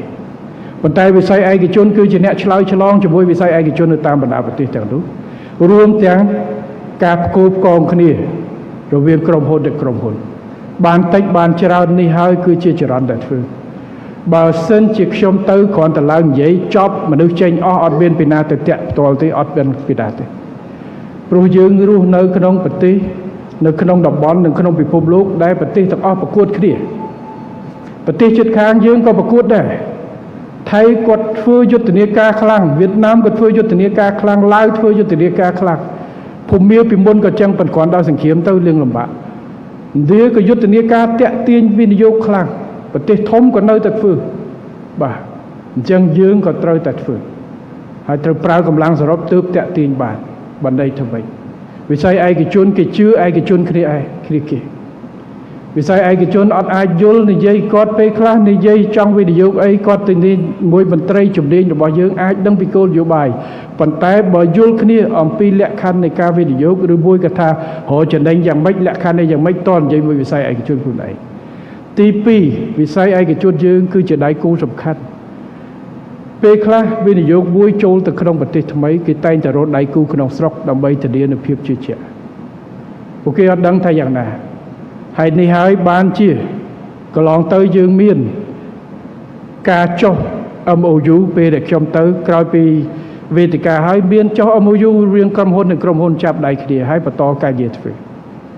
ហើយនេះគឺជាសញ្ញាដែលល្អហើយឆ្នាំ2024នេះបើតាមទិន្នន័យដែលយើងបានពី CDC គឺយើងទទួលបាន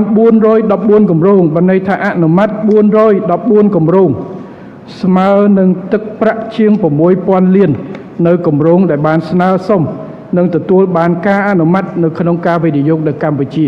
បើតាមទិន្នន័យគឺជាឆ្នាំដែលច្រើនជាងគេ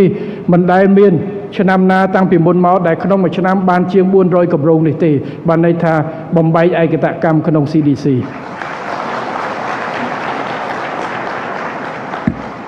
អញ្ចឹងឆ្លុះបញ្ចាំងពីអីឆ្លុះបញ្ចាំងថាអ្វីដែលយើងខំប្រឹងធ្វើរួមគ្នានេះគឺដើរហើយឥឡូវនៅក្នុងដំណាក់កាលនៃ2ខែដំបូងនេះគឺយើងមាន44គម្រោង322លានដុល្លារទៀតដែលបានអនុម័តរួចមកហើយវាខុសគ្នាពីការបញ្ចេញការចាប់អារម្មណ៍របស់អ្នកវិនិយោគបរទេសវាខុសគ្នាវាថាចំនួននៃអ្នកចាប់អារម្មណ៍និងចំនួនអ្នកសម្រេចមកវិនិយោគជាក់ស្ដែងយើងអាចប្រកាសកសែតអាចចុះថាកម្ពុជាជាប្រទេសដែលមានការចាប់អារម្មណ៍ខ្ពស់នៅក្នុងវិស័យឯកជន នៅក្នុងការវិនិយោគយើងមានធនាគារពិភពលោកធនាគារអីទស្សនាបតីជាច្រើនដាក់កម្ពុជាជាប្រទេសក្នុងតែ top 10 អីចឹងទៅប៉ុន្តែដើម្បីឲ្យគេចាប់អារម្មណ៍គេមកទាល់តែយើងមានការតាក់ទាញគេហៅតាក់មួយសកម្មបាទដើរតាក់មួយទាំងអស់គ្នាដើរតាក់មួយបើន័យថាទៅប្រាប់គេដល់ផ្ទះទៅបញ្យលគេទៅបង្ហាញគេឲ្យចាប់ដៃគេមកហើយគេមកដល់ហើយថែទាំគេឲ្យគេសុបាយចិត្តឲ្យគេមានភាពកក់ក្ដៅដើម្បីគេមកដាក់ទុនសម្រាប់ចិត្តថាមកសុំដាក់ពាក្យទៅ CDC សុំការអនុម័តវាខុសត្រង់ហ្នឹងវាខុសពីគេពេលដែលយើងទៅក្រៅគេចោះឈ្មោះចោះចូលកម្មវិធីស្ដាប់យើងសំណួរថាតើអ្នកដែលចូលស្ដាប់យើងនៅក្រៅប្រទេសចូលមកក្នុងប្រទេសប្រមាណអញ្ចឹងទិន្នន័យដែលយកជាការបាននោះគឺជាទិន្នន័យដែលដូចខ្ញុំនិយាយអញ្ចឹងគឺថាទិន្នន័យដែលចោះឈ្មោះជាក់ស្ដែងនៅ CDC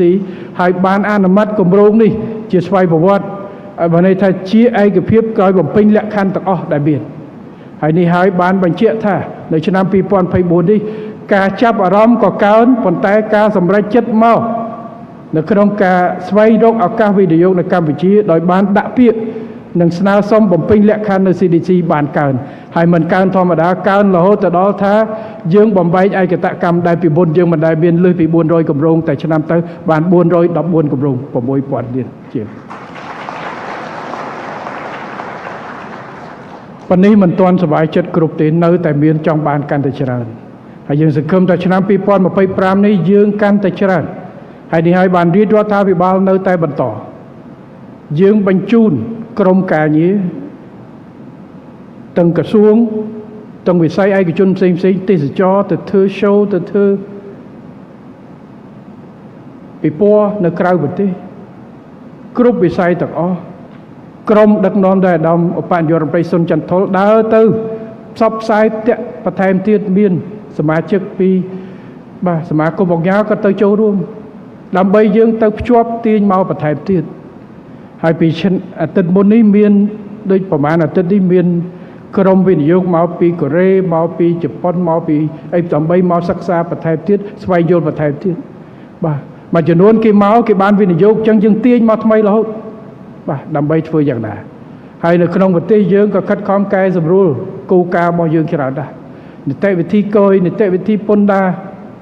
រៀបចំសម្រួលលក្ខខណ្ឌជាច្រើនបទូបថយព្យាយាមធ្វើយ៉ាងណាកែសម្រួលអ្វីដែលនៅមានបញ្ហាសួរថាយើងអស់បញ្ហាអត់ទេប៉ុន្តែសួរថាប្រសើរជាង10ឆ្នាំមុន5ឆ្នាំមុនទៅហើយតែប្រសើរគ្រាន់នៅអត់ទេយើងត្រូវធ្វើបន្តទៀតដើម្បីធ្វើយ៉ាងណាតាក់ទាញការវិនិយោគតាក់ទាញសម្រួលដល់វិនិយោគឲ្យបានកាន់តែច្រើនព្រោះវិនិយោគជាកិច្ចការអីគឺជាកិច្ចការដែលធានានៅគោលដៅរបស់រាជរដ្ឋាភិបាលក្នុងការជំរុញកំណើនសេដ្ឋកិច្ចបង្កើតការងារនិងលើកទឹកកម្ពស់ជីវភាពរស់នៅប្រជាពលរដ្ឋហើយរាជរដ្ឋាភិបាលនឹងខិតខំបន្តធ្វើគ្រប់វិស័យបាទប៉ុន្តែវិស័យដើរអត់ស្មើគ្នាទេបាទហើយយើងឃើញហើយវិស័យខ្លះសំបីតែក្នុងវិស័យតែមួយហ្នឹងក៏អត់ស្មើគ្នាដែរឧទាហរណ៍យើងនិយាយក្នុងវិស័យកសិកម្មផលិតផលទំនិញមាន100មុខឆ្នាំនេះមួយនេះឡើងឆ្នាំនោះមិនខ្ញុំជួបឲ្យតែអង្គញាហេងឡុងឲ្យទៅជួបគាត់ខ្ញុំមើលមុខគាត់បើថ្ងៃណាគាត់ញញឹមស្រស់ដឹងតែកស៊ូឡើងថ្លៃហើយតែឥឡូវគាត់បានជែកមួយទៀតអញ្ចឹងគាត់ធ្វើពិពិធកម្មអញ្ចឹងមានឡើងមានចុះកំណត់ប៉ុន្តែយើងត្រូវធ្វើយ៉ាងណាធានាទោះបីឡើងចុះយ៉ាងណាដើម្បីយើងធ្វើម៉េចធានាទីផ្សាររកទីផ្សារបន្ថែមរុញផលិតផលដែលថ្ងៃក្រោយអាចប្រែក្លាយពីផលិតផលត្រឹមតែផលិតផលឆៅផលិតផលធាតុដើមទៅជាផលិតផលសម្រាប់ឲ្យបានច្រើននៅក្នុងវិស័យផ្សេងៗយើងក៏ខិតខំធ្វើយ៉ាងនេះដើម្បីជំរុញយ៉ាងណាឲ្យសេដ្ឋកិច្ចរបស់យើងធានាបានព្រោះសេដ្ឋកិច្ចនេះហើយគឺជាអ្វីដែលធានានៅលំនឹងទឹកចិត្តរបស់ប្រជាពលរដ្ឋបាទឥឡូវប្រទេសមហាអំណាចមិនក៏ដោយប្រទេសមហាអំណាចលុយពាន់លានមិនក៏ដោយដូចខ្ញុំនិយាយហ្នឹងគ្រាន់តែកាទៀវឡើងមកពី10រៀលទៅ20រៀលប្រជាជនកសែកដែរប្រាក់ខែអត់ឡើងទេតែកាទៀវឡើងមួយពី10រៀលទៅ25រៀល គិតមើលទៅប្រទេសណាក៏ដោយជីវភាពរស់នៅរបស់ប្រជាជនជាមូលដ្ឋានធំអញ្ចឹងវិស័យឯកជនត្រូវដើរតួនាទីសំខាន់ហើយរដ្ឋត្រូវជួយប្រជាពលរដ្ឋតាមការជួយប្រប្រែកធំគឺការជួយលើកទឹកចិត្តវិស័យឯកជននិងសម្រួលឲ្យរីកចម្រើនតាក់ទាញការវិនិយោគមកពីក្រៅនិងជំរុញការវិនិយោគក្នុងស្រុករបស់យើងឲ្យកាន់តែរីកចម្រើនហើយខ្ញុំក៏សប្បាយចិត្តដែរដែលពេលនេះយើងចេញទៅក្រៅប្រទេសនៅកន្លែងខ្លះប្រទេសជិតខាងយើងមួយចំនួនក៏មានវត្តមាននៃក្រុមហ៊ុនរបស់កម្ពុជារបស់យើងដែលមានមូលដ្ឋាននៅកម្ពុជានៅក្នុងវិស័យធនាគារយើងមានទៅមុខទៀតសង្គមតែមានវិស័យផ្សេងទៀតអាចទៅធ្វើនៅខាងក្រៅ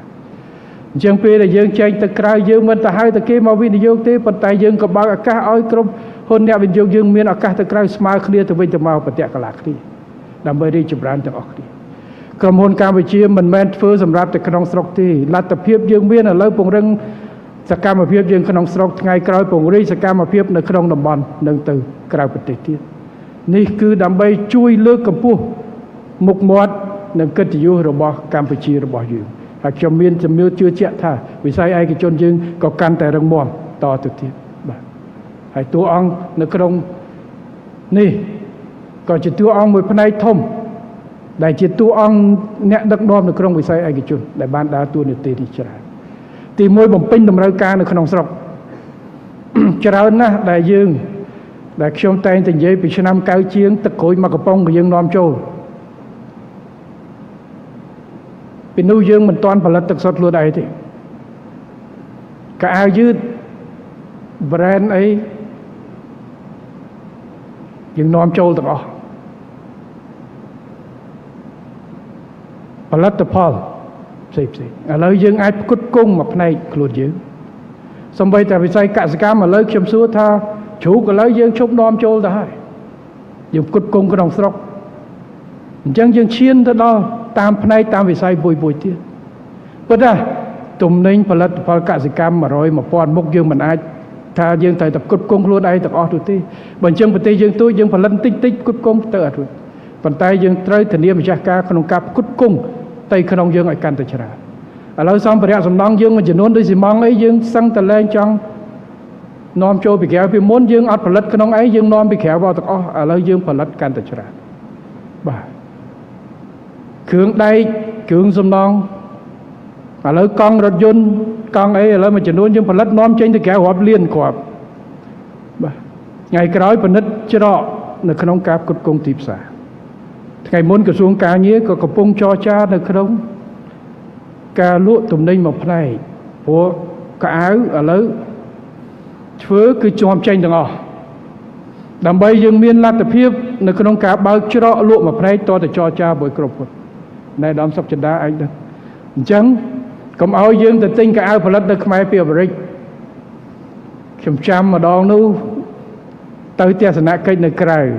ខាងកងទ័ពម្នាក់នាយទាហានម្នាក់នៅក្នុងអង្គភាពខ្ញុំមកនៅក្នុងគណៈប្រតិភូគាត់អួតអាខោកប៉ៅ4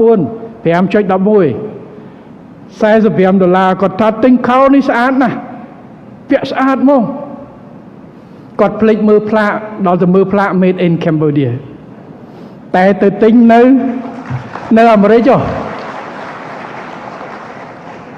ប្រពន្ធខ្ញុំកាលគាត់ទៅរៀននៅ Boston គាត់ចុះកៅអៅគាត់ទិញពីទូតពូងអញ្ចឹងគាត់ក៏ទិញផ្ញើពួកម៉ាក់ក៏ទូលតពូងគាត់ក៏ទិញទូលតពូងពាក់យកទៅឲ្យពួកម៉ាក់នៅអាមេរិកនោះគាត់ឃើញកៅអៅពីទូលតពូងគាត់ថាអត់អីទេគាត់អត់យកទុកឲ្យពាក់ចុះតែគាត់ទៅផ្សារឃើញគេលក់$150គាត់ត្រឡប់មកវិញគាត់ថាឲ្យមកនេះគ្រាន់តែជាឧទាហរណ៍នៃការទទួលខុសត្រូវសមត្ថភាពនៃការធានាខ្លួនឯងហើយនេះហើយគឺជាការខិតខំប្រឹងប្រែងដើម្បីម្ចាស់ការឯករាជ្យភាពខ្លួនឯងហើយនេះហើយគឺជាអ្វីដែលខ្ញុំមានមោទនភាពនៅវិស័យឯកជនកម្ពុជារបស់យើង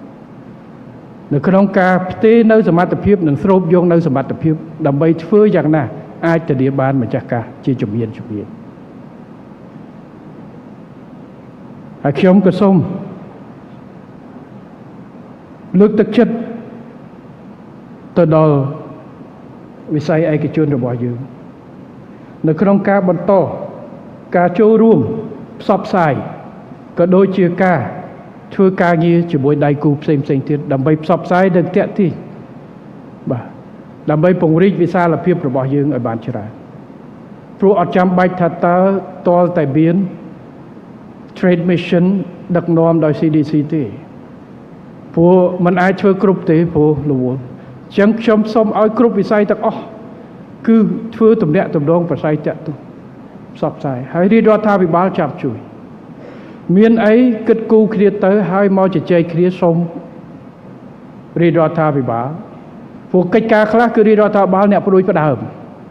តែឥឡូវចង់ជួយខាងនេះខ្ញុំចង់ហៅមកយកយោបល់ពីវិស័យឯកជនប៉ុន្តែជួនកាលបើវិស័យឯកជនមានគំនិតផ្ដួចផ្ដើមអីពីចំនួនធ្វើការឲ្យមកឥឡូវដូចគេបុតឯកឧត្តមអ្នកអង្គការសិរិទ្ធិក៏បានគិតគូរឥឡូវយើងខ្វះនៅរឿង logistic ប្រព័ន្ធរបស់យើងក៏បានធ្វើការមួយដៃគូក៏បានមកធ្វើការបន្តយើងចរចាគ្នាតើយើងរើកទឹកចិត្តពង្រីកយ៉ាងណាជាការផ្ដួចផ្ដើមមួយល្អហើយមានវិស័យផ្សេងទៀតជាច្រើនអញ្ចឹងអាចទៅសួរទៅហើយមកវិញសួររដ្ឋាភិបាលតើឥឡូវមានតែគំនិតថ្មីនេះអានេះជាវិជាសាស្ត្រថ្មីការវិនិយោគថ្មីឥឡូវរដ្ឋាភិបាលយើងអាចជួយឲ្យខ្លះបាទអញ្ចឹងជួយគិតជួយធ្វើហើយរដ្ឋាភិបាលនឹងគិតព្រោះយើងជួនកាលគិតអត់គ្រប់អស់ទេបាទអ្វីដែលយើងអាចផ្ដល់បានយើងផ្ដល់អ្វីដែលយើងមិនអាចផ្ដល់បានគឺយើងនឹងប្រាប់ហើយយើងរកវិធីជួយប៉ុន្តែទោះជាយ៉ាងណាខ្ញុំចង់ឲ្យវិស័យឯកជនទាំងរដ្ឋគឺជាដៃគូជួយគិតជួយធ្វើហើយជួយទទួលខុសត្រូវ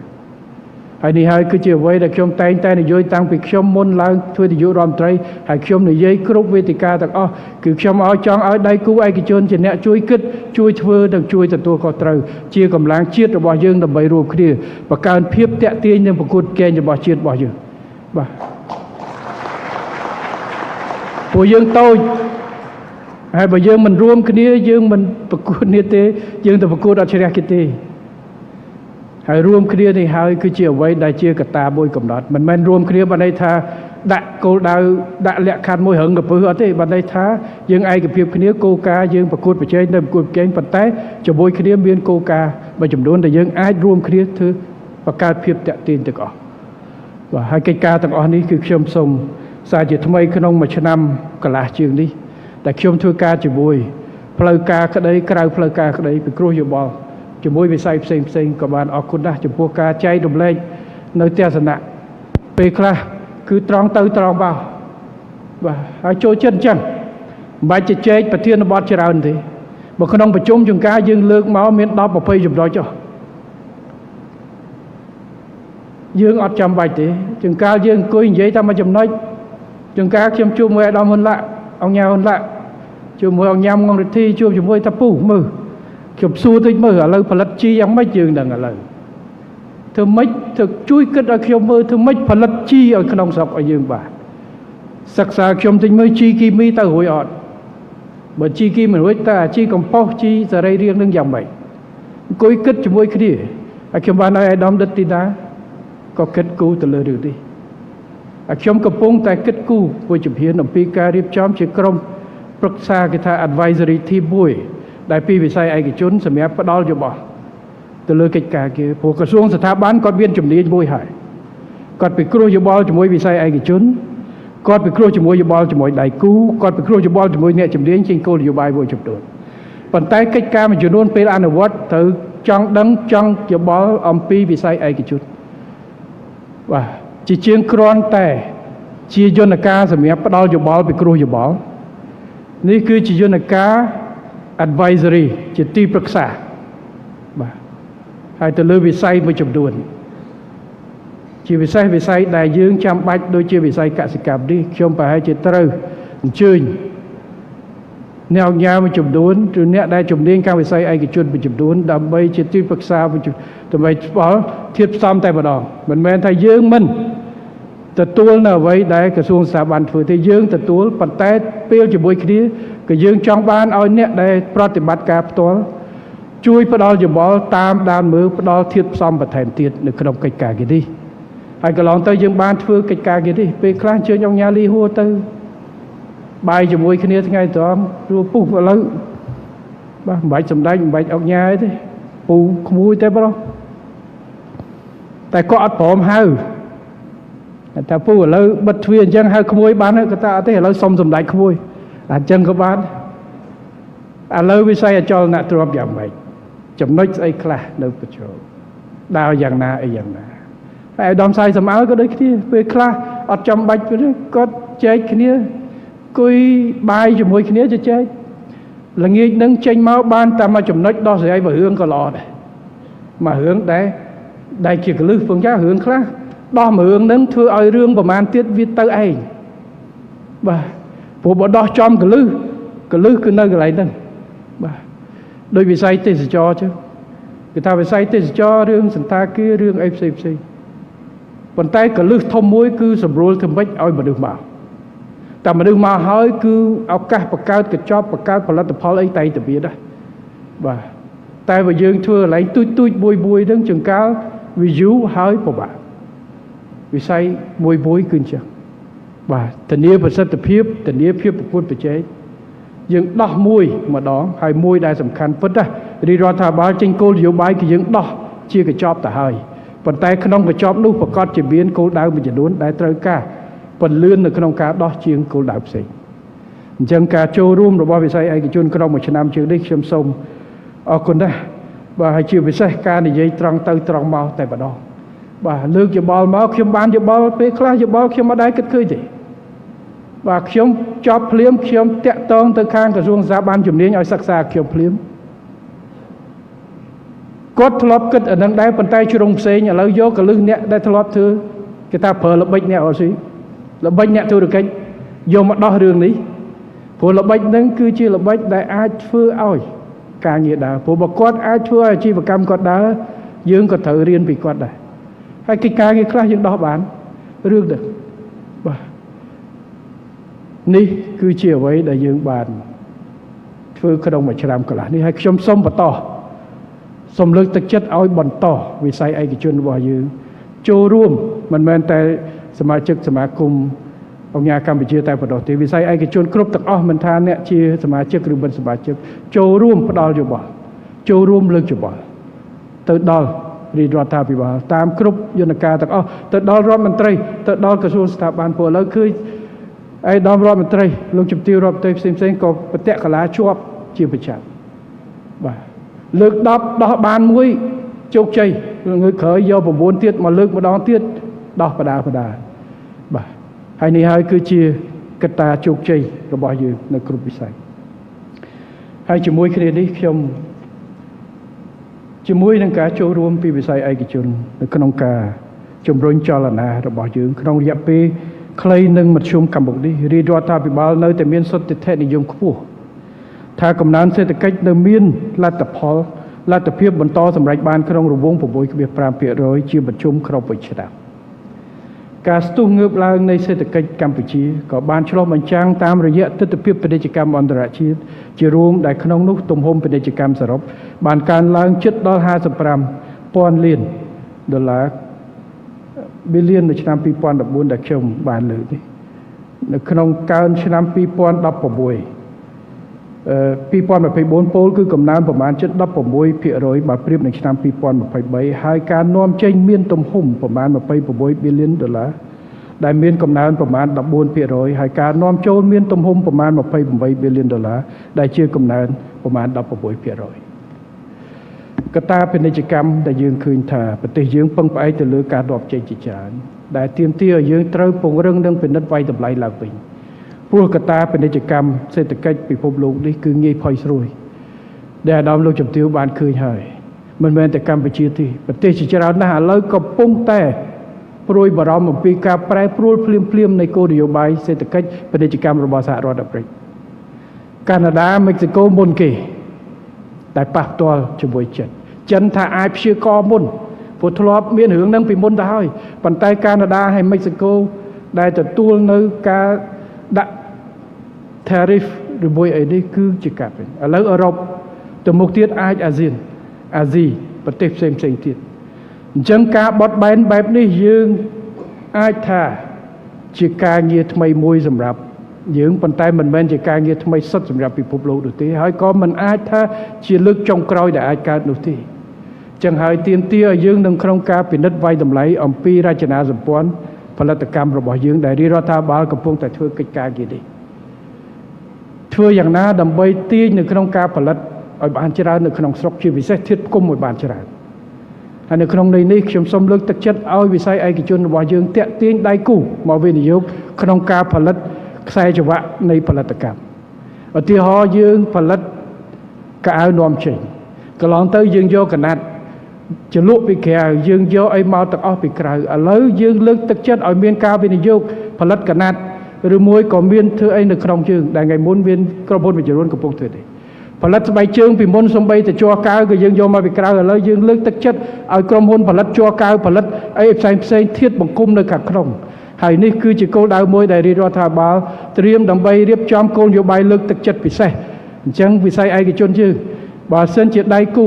ដែលមានការចាប់អារម្មណ៍នៅក្នុងការផលិតធាតុបង្គំនៅក្នុងស្រុកយើងសូមតាក់ទាញមកដើម្បីធ្វើយ៉ាងណាទៅថ្ងៃក្រោយជាជាងនាំផលិតផលពីក្រៅ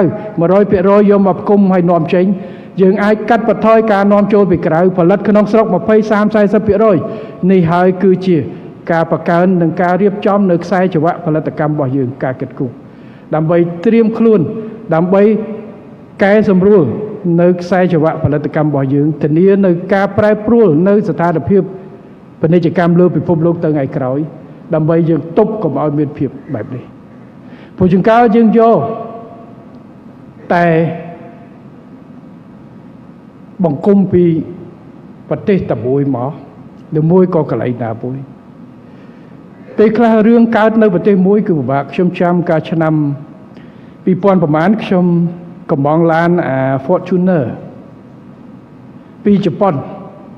កាលនោះគេនាំពីជប៉ុនតែផលិតអត់ចេញដោយសារនៅថៃលិចហើយគ្រឿងបង្គំមួយចំនួនរបស់ Fortuner ហ្នឹងគឺផលិតនៅថៃដល់វាគាំងអានេះផលិតមិនចេញអានោះក៏អត់ចេញនាំចេញក៏អត់រួចសម្រាប់យើងការត្រៀមរៀបចំនៅខ្សែចង្វាក់ផលិតកម្មរបស់យើងទី2ការវិនិយោគទៅលើការទាញនៅផលិតផលបន្ថែមតម្លៃបន្ថែមនៅក្នុងខ្សែចង្វាក់ឧទាហរណ៍ស្វាយចន្ទីកន្លងទៅយើងលើកទឹកចិត្តនៅការនាំចេញឆៅឥឡូវមានក្រុមហ៊ុនខ្លះយកផលិតជាស្វាយចន្ទីកំពុងនាំចេញហើយប៉ុន្តែស្វាយចន្ទីមួយមុខមិនមែនផលិតតែគ្រាប់ស្វាយចន្ទីនាំចេញនោះទេគឺផលិតមួយដើមស្វាយចន្ទីនេះគេធ្វើបានច្រើនណាស់សបកវាផ្លែវាគេយកគៀបធ្វើអីគេយកដុំអញ្ចឹងការវិនិយោគពាក់ព័ន្ធទៅនោះក៏យើងលើកទឹកចិត្តដែរអញ្ចឹងបើសិនជាមានអ្នកវិនិយោគនៅក្នុងការវិនិយោគទាញផលតម្លៃបន្ថែមក៏ជាគោលដៅដែលរាជរដ្ឋាភិបាលពងដាក់ដើម្បីលើកទឹកចិត្តបន្ថែមយើងរៀបចំជា ecosystem នៃស្វាយចន្ទីឥឡូវនេះនៅកំពុងគោលនយោបាយហើយរៀបចំជាគម្រោងសម្រាប់វិនិយោគចេញនៅក្នុងការរៀបចំជាសួនឧស្សាហកម្មមួយហើយខ្សែចង្វាក់ផលិតកម្មរបស់យើងនៅក្នុងខេត្តដែលនឹងចេញដំណើរការនៅឆ្នាំ2025ទេដើម្បីធ្វើយ៉ាងណាឲ្យបង្រួមឲ្យនៅកន្លែងនោះយើងនឹងលើកទឹកចិត្តឲ្យការវិនិយោគខ្សែចង្វាក់ផលិតកម្មនេះទាំងការទៅនៅក្នុងបណ្ដុំនៃតំបន់ឧស្សាហកម្មហើយយើងកំណត់តែម្ដងជាជាងបន្តិចនៅនេះបន្តិចទៅនោះធ្វើឲ្យពិបាកព្រោះចង្កាលតែតិចច្រើនពេកវាអត់ធំអញ្ចឹងវិនិយោគខ្លះមិនចាំបាច់ច្រើនទេបាទផលិតផលខ្លះការវិនិយោគដំណាក់កាលនៃផលិតកម្មខ្លះអត់ចាំបាច់ច្រើនទេព្រោះទីផ្សារយើងតូចការនាំចេញហើយផលិតផលស្វាយចន្ទីយើងប្រមាណ40ហិកតាត្រូវការឧទាហរណ៍រោងចក្រផលិត biomass ពីស្វាយចន្ទីត្រូវការតែ 3-4 ប៉ុណ្ណឹងអញ្ចឹងយើងកំណត់ដើម្បីយើងផ្ដល់យោបល់ទៅវិស័យឯកជនហើយដាក់នៅកន្លែងសួនឧស្សាហកម្មដែលយើងរដ្ឋអាចជួយគ្រប់គ្រងនៅក្នុងហេដ្ឋារចនាសម្ព័ន្ធផ្សេងៗនេះគឺជាគោលនយោបាយនៅក្នុងការតាក់ទាញដើម្បីយើងជំរុញនៅតម្លៃផលិតកម្មរបស់យើងនៅតាមវិស័យមួយអញ្ចឹងនៅក្នុងន័យនេះខ្ញុំសូមជំរាបជូនថាសម្រាប់ការវិនិយោគប្រភេទនៃវិនិយោគទៅលើការផលិតនៃខ្សែចង្វាក់ផលិតកម្មផលិតផលនៅក្នុងការផ្គត់ផ្គង់ដល់ខ្សែចង្វាក់ផលិតកម្មគឺជាការលើកទឹកចិត្តរបស់យើងបាទព្រោះជាងការវិស័យកាត់ដេរគេច្រើនហើយទៅធ្វើអីទៀតវិស័យកាត់ដេរគេអាចសួរថាតើចាំបាច់ធ្វើវិស័យកាត់ដេរអត់ អានឹងក៏បានប៉ុន្តែនៅក្នុងវិស័យកាត់ដេរចុះបើផលិតធាតុផ្សំឬវត្ថុធាតុដើមនៃវិស័យកាត់ដេរដែលគុតគង់រោងចក្រកាត់ដេរដែលយើងនៅខ្វះខាតយកចិត្តទុកដាក់កន្លែងនេះដែលយើងចង់លើកទឹកចិត្តបាទស្វាយចន្ទទីគេធ្វើឲ្យមានអ្នកប្រមូលទិញផងមានច្រើនហើយនាំចេញចុះនៅខ្វះអ្នកដែលទិញកាកទិញអីយកទៅចម្រាញ់ធ្វើអីទៅការអ្នកនេះហើយគឺជាការគិតគូរនៅក្នុងខ្សែចង្វាក់ហើយរដ្ឋាភិបាលនឹងលើកទឹកចិត្តទៅដល់ការវិនិយោគបែបនេះបាទអញ្ចឹងសម្រាប់វិស័យឯកជនដែលថ្ងៃនេះគឺខ្ញុំបានជួបនៅក្នុងការ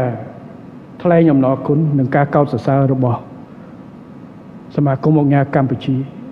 ដែលបានដើរតួនាទីសំខាន់នៅក្នុងការជំរុញនិងលើកកម្ពស់សមត្ថភាពនៃវិស័យឯកជនរបស់យើងបាទដែលចូលរួមចំណែកក្នុងការលើកកម្ពស់និងជំរុញការវិវត្តប្រទេសរបស់យើងកិច្ចការដែលរដ្ឋាភិបាលត្រូវបន្តជួយយើងបង្កើតគំនិតយើងរួមគ្នាគិតនិងធ្វើតទៅទៀតអ្វីដែលយើងឃើញចន្លោះប្រហោងសូមជួយគិតសូមជួយបង្កើនប្រសិទ្ធភាពព្រោះយើងប្រកួតប្រជែងគឺចាំបាច់ត្រូវធានានៅប្រសិទ្ធភាពឲ្យកាន់តែខ្ពស់តាមរយៈការធ្វើនវានុវត្តន៍និងការទាញយកវិធីសាស្ត្រថ្មីៗក៏ដូចជាបច្ចេកវិទ្យាថ្មីៗបែបនេះគឺជាវិធីសាស្ត្រតែមួយគត់ដែលអាចឲ្យកម្ពុជាយើងធានាប្រកួតប្រជែងជាមួយប្រទេសផ្សេងបានជាពិសេសពេលដែលយើងចូលទៅក្នុងដំណាក់កាលនៃបច្ចេកវិទ្យា AI នៅខាងមុខនេះបាទដែលឱកាសនៅក្នុងការតាក់ទាញរបស់យើងត្រូវបន្តតទៅទៀតចំពោះហើយក៏ខ្ញុំសង្ឃឹមថាសមាគមអង្គការកម្ពុជានឹងបន្តគាំទ្ររដ្ឋាភិបាលនៅក្នុងការជួយធ្វើពិពិធកម្មនិងការបង្កើនក៏ដូចគ្នាក៏ចូលរួមនៅក្នុងការថែរក្សានៅសុខសន្តិភាពនិងស្ថិរភាពដែលជាមូលដ្ឋានបង្កើតឲ្យមាននៅឱកាសសម្រាប់រីកចម្រើនបន្តទៀតហើយចំណុចនេះគេសួរថាម៉េចបានជាយើងម្ដងណាក៏បញ្ចោលប្រធានបទសន្តិភាពនឹងខ្ញុំថានិយាយតនឯងដេកក៏យល់សពដែរបាទព្រោះកុំឲ្យវាបាត់ស៊ូឲ្យធុញកុំឲ្យវាបាត់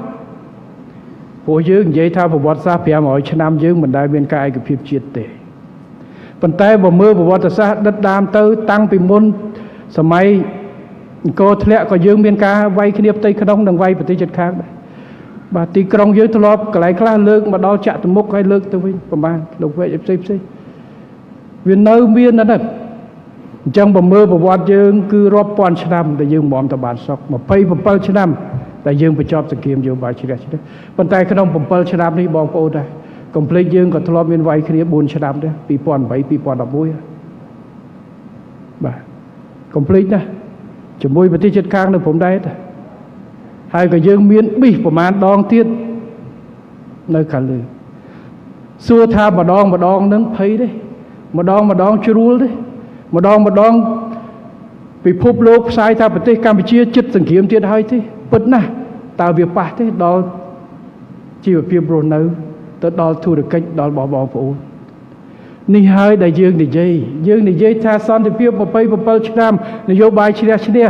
យើងបញ្ចប់សង្គ្រាមផ្ទៃក្នុងប៉ុន្តែការប៉ះទង្គិចព្រំដែនមាន2-3 ដងរួចទៅហើយធ្លាប់វាយគ្នាស្លាប់របួសទៀតទៅហើយធ្វើឲ្យប៉ះពាល់ទំនាក់ទំនងជិតខាងរួចទៅហើយរឿងនេះខ្ញុំកំពុងតែឃើញអ្នកមួយចំនួនកំពុងតែស្រែកស្នេហាជាតិពីក្រៅប្រទេសទៀតអើយមិនក៏មិនស្អីចឹងទៅខ្ញុំសូមបញ្ជាក់ថារឿងការពារជាតិការពារទឹកដីជារឿងដែលយើងត្រូវកង្វល់ទាំងអស់គ្នាហើយរដ្ឋាភិបាលមិនបានឲ្យពើទេនៅឆ្នាំ2017 2008 2011យើងមិនមាត់មិនកទេប៉ុន្តែតែគេចូលរំលោភយើងកដាប់អាវុធយើងក៏នឹងឆ្លើយតបកម្លាំងប្រដាប់អាវុធដែរហើយខ្ញុំបានប្រកាសថ្ងៃមុនរួចទៅហើយរដ្ឋាភិបាលកម្ពុជាមិនចាំបាច់លោតឆ្វេកវកទេបាទថ្ងៃមុននេះពីថ្ងៃ8ថ្ងៃ9នេះមានអ្នកជ្រុលនិយមថៃនឹងគេស្រែកគ្នាថាប្រាសាទតាមាន់តូបជារបស់គេហើយគេមុងលើកគ្នាមកស្រែកច្រៀងនៅលើនោះយើងចាំបាច់អីទៅស្រែករដ្ឋាភិបាលចាំបាច់អីអានឹងរឿងនយោបាយផ្ទៃក្នុងគេឥឡូវគេស្រែកគេរត់មកដល់ព្រំដែនទាហានថៃតុបគេបង្កើតរឿងរបស់គេកម្ពុជា2008យើងអត់មានហេហោទេ ប៉ុន្តែអ្នកឯងចូលរំលោភប្រើវិធីសាស្ត្រកងកម្លាំងប្រដាប់អាវុធយើងត្រៀមលក្ខណៈការពារគ្រប់មធ្យោបាយទាំងអស់ដើម្បីការពារបូរណភាពទឹកដីរបស់យើងរួមទាំងការប្រើប្រាស់កងកម្លាំងប្រដាប់អាវុធម្ដងទៀតអត់ខ្លាចទេខ្ញុំសូមបញ្ជាក់តែរដ្ឋាភិបាលមិនចង់ឲ្យមានសង្គ្រាមផ្ទុះឡើងទេព្រោះវាលំបាកអ្នកអង្គការលៀងផាត់គឺជាអ្នកដែលទទួលផ្ទាល់អូស្មាច់នឹងឯងកន្លែងដែលក្រុងចរចាគ្នាវាយគ្នានៅព្រំដែនវាយគ្នាកាលពីមុនហ្នឹងគឺ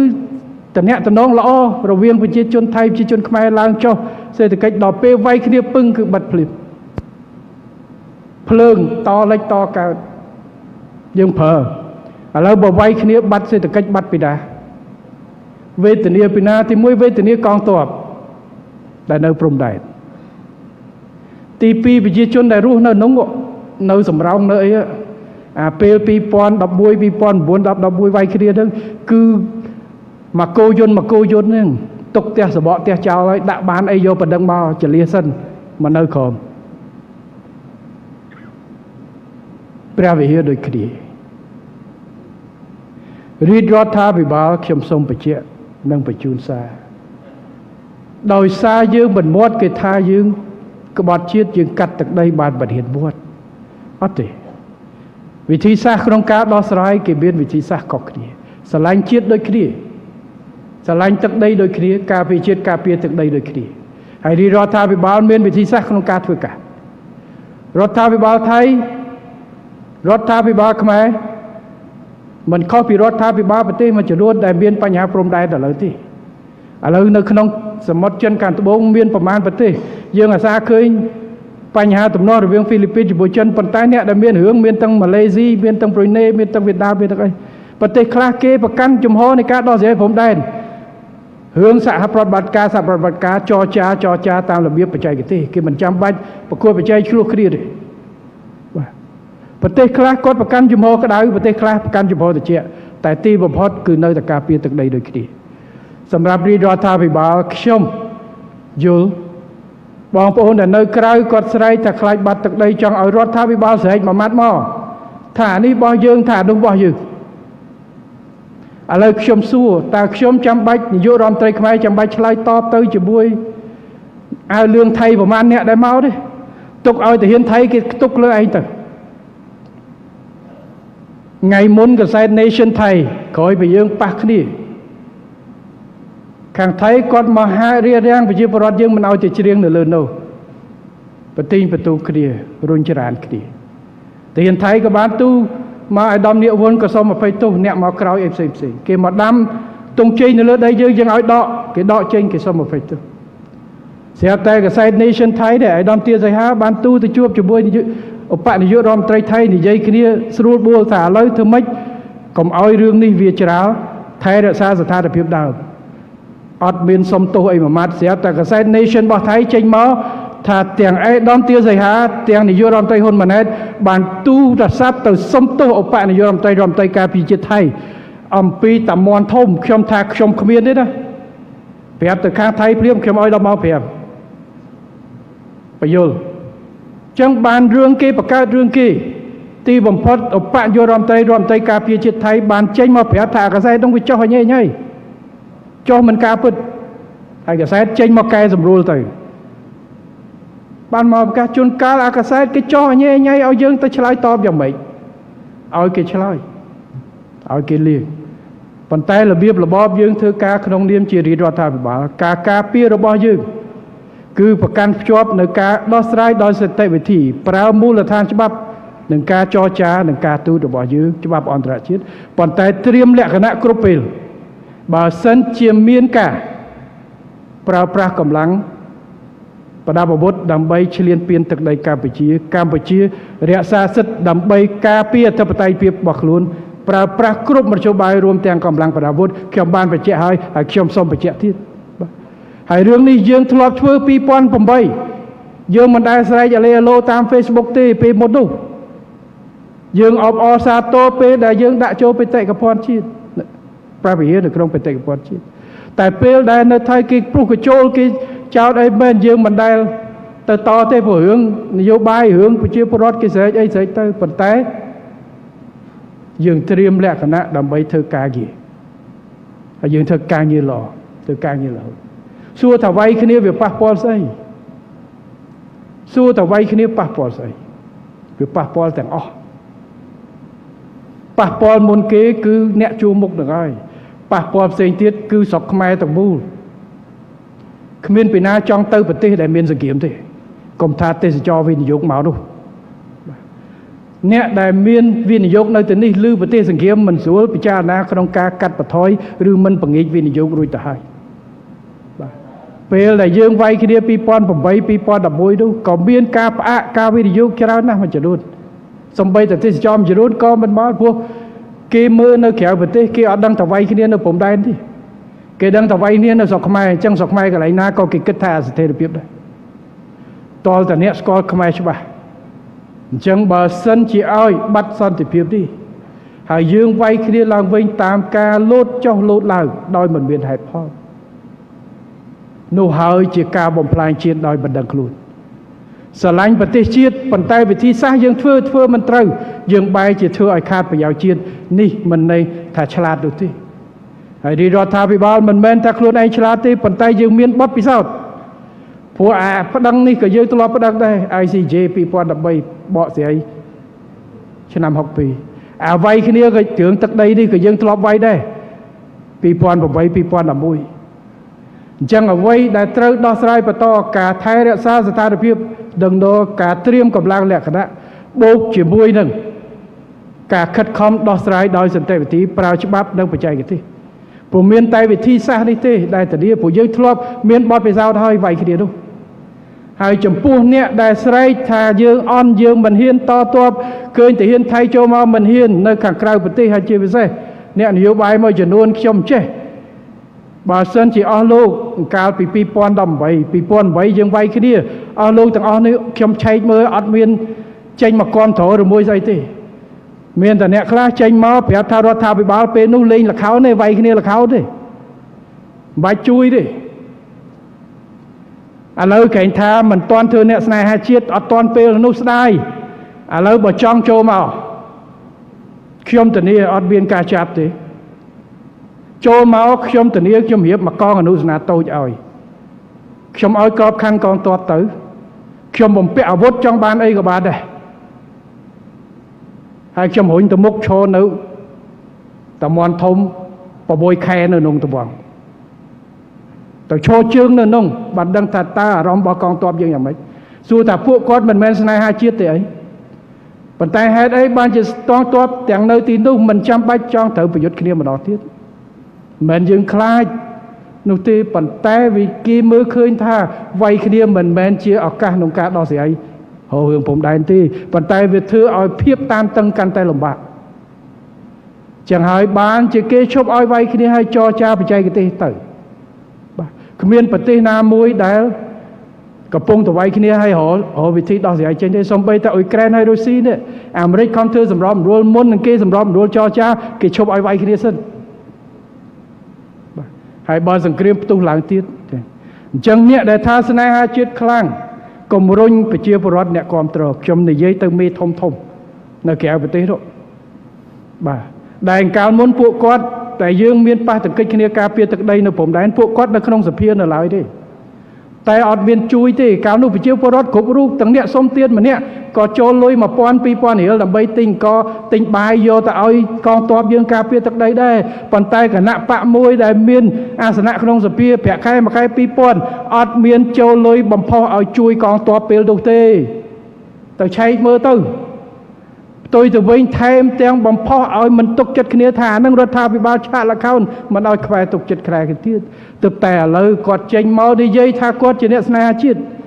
ហើយទាមទារឲ្យរដ្ឋាភិបាលត្រូវធ្វើតាមគាត់បើមិនធ្វើតាមគាត់គឺក្បត់ជាតិអត់ទេការពារទឹកដីដូចតែគ្នាទេរដ្ឋាភិបាលចរចាបោះបកគោលព្រំដែនដែលពីជំនាន់បារាំងមិនដែលមានយើងធ្វើផ្លូវព្រំដែនឥឡូវយើងបដិញ្ញាចិត្តឥឡូវនៅតាមផ្លូវព្រំដែនដែលប្រជាពលរដ្ឋម្សិលមិញខាង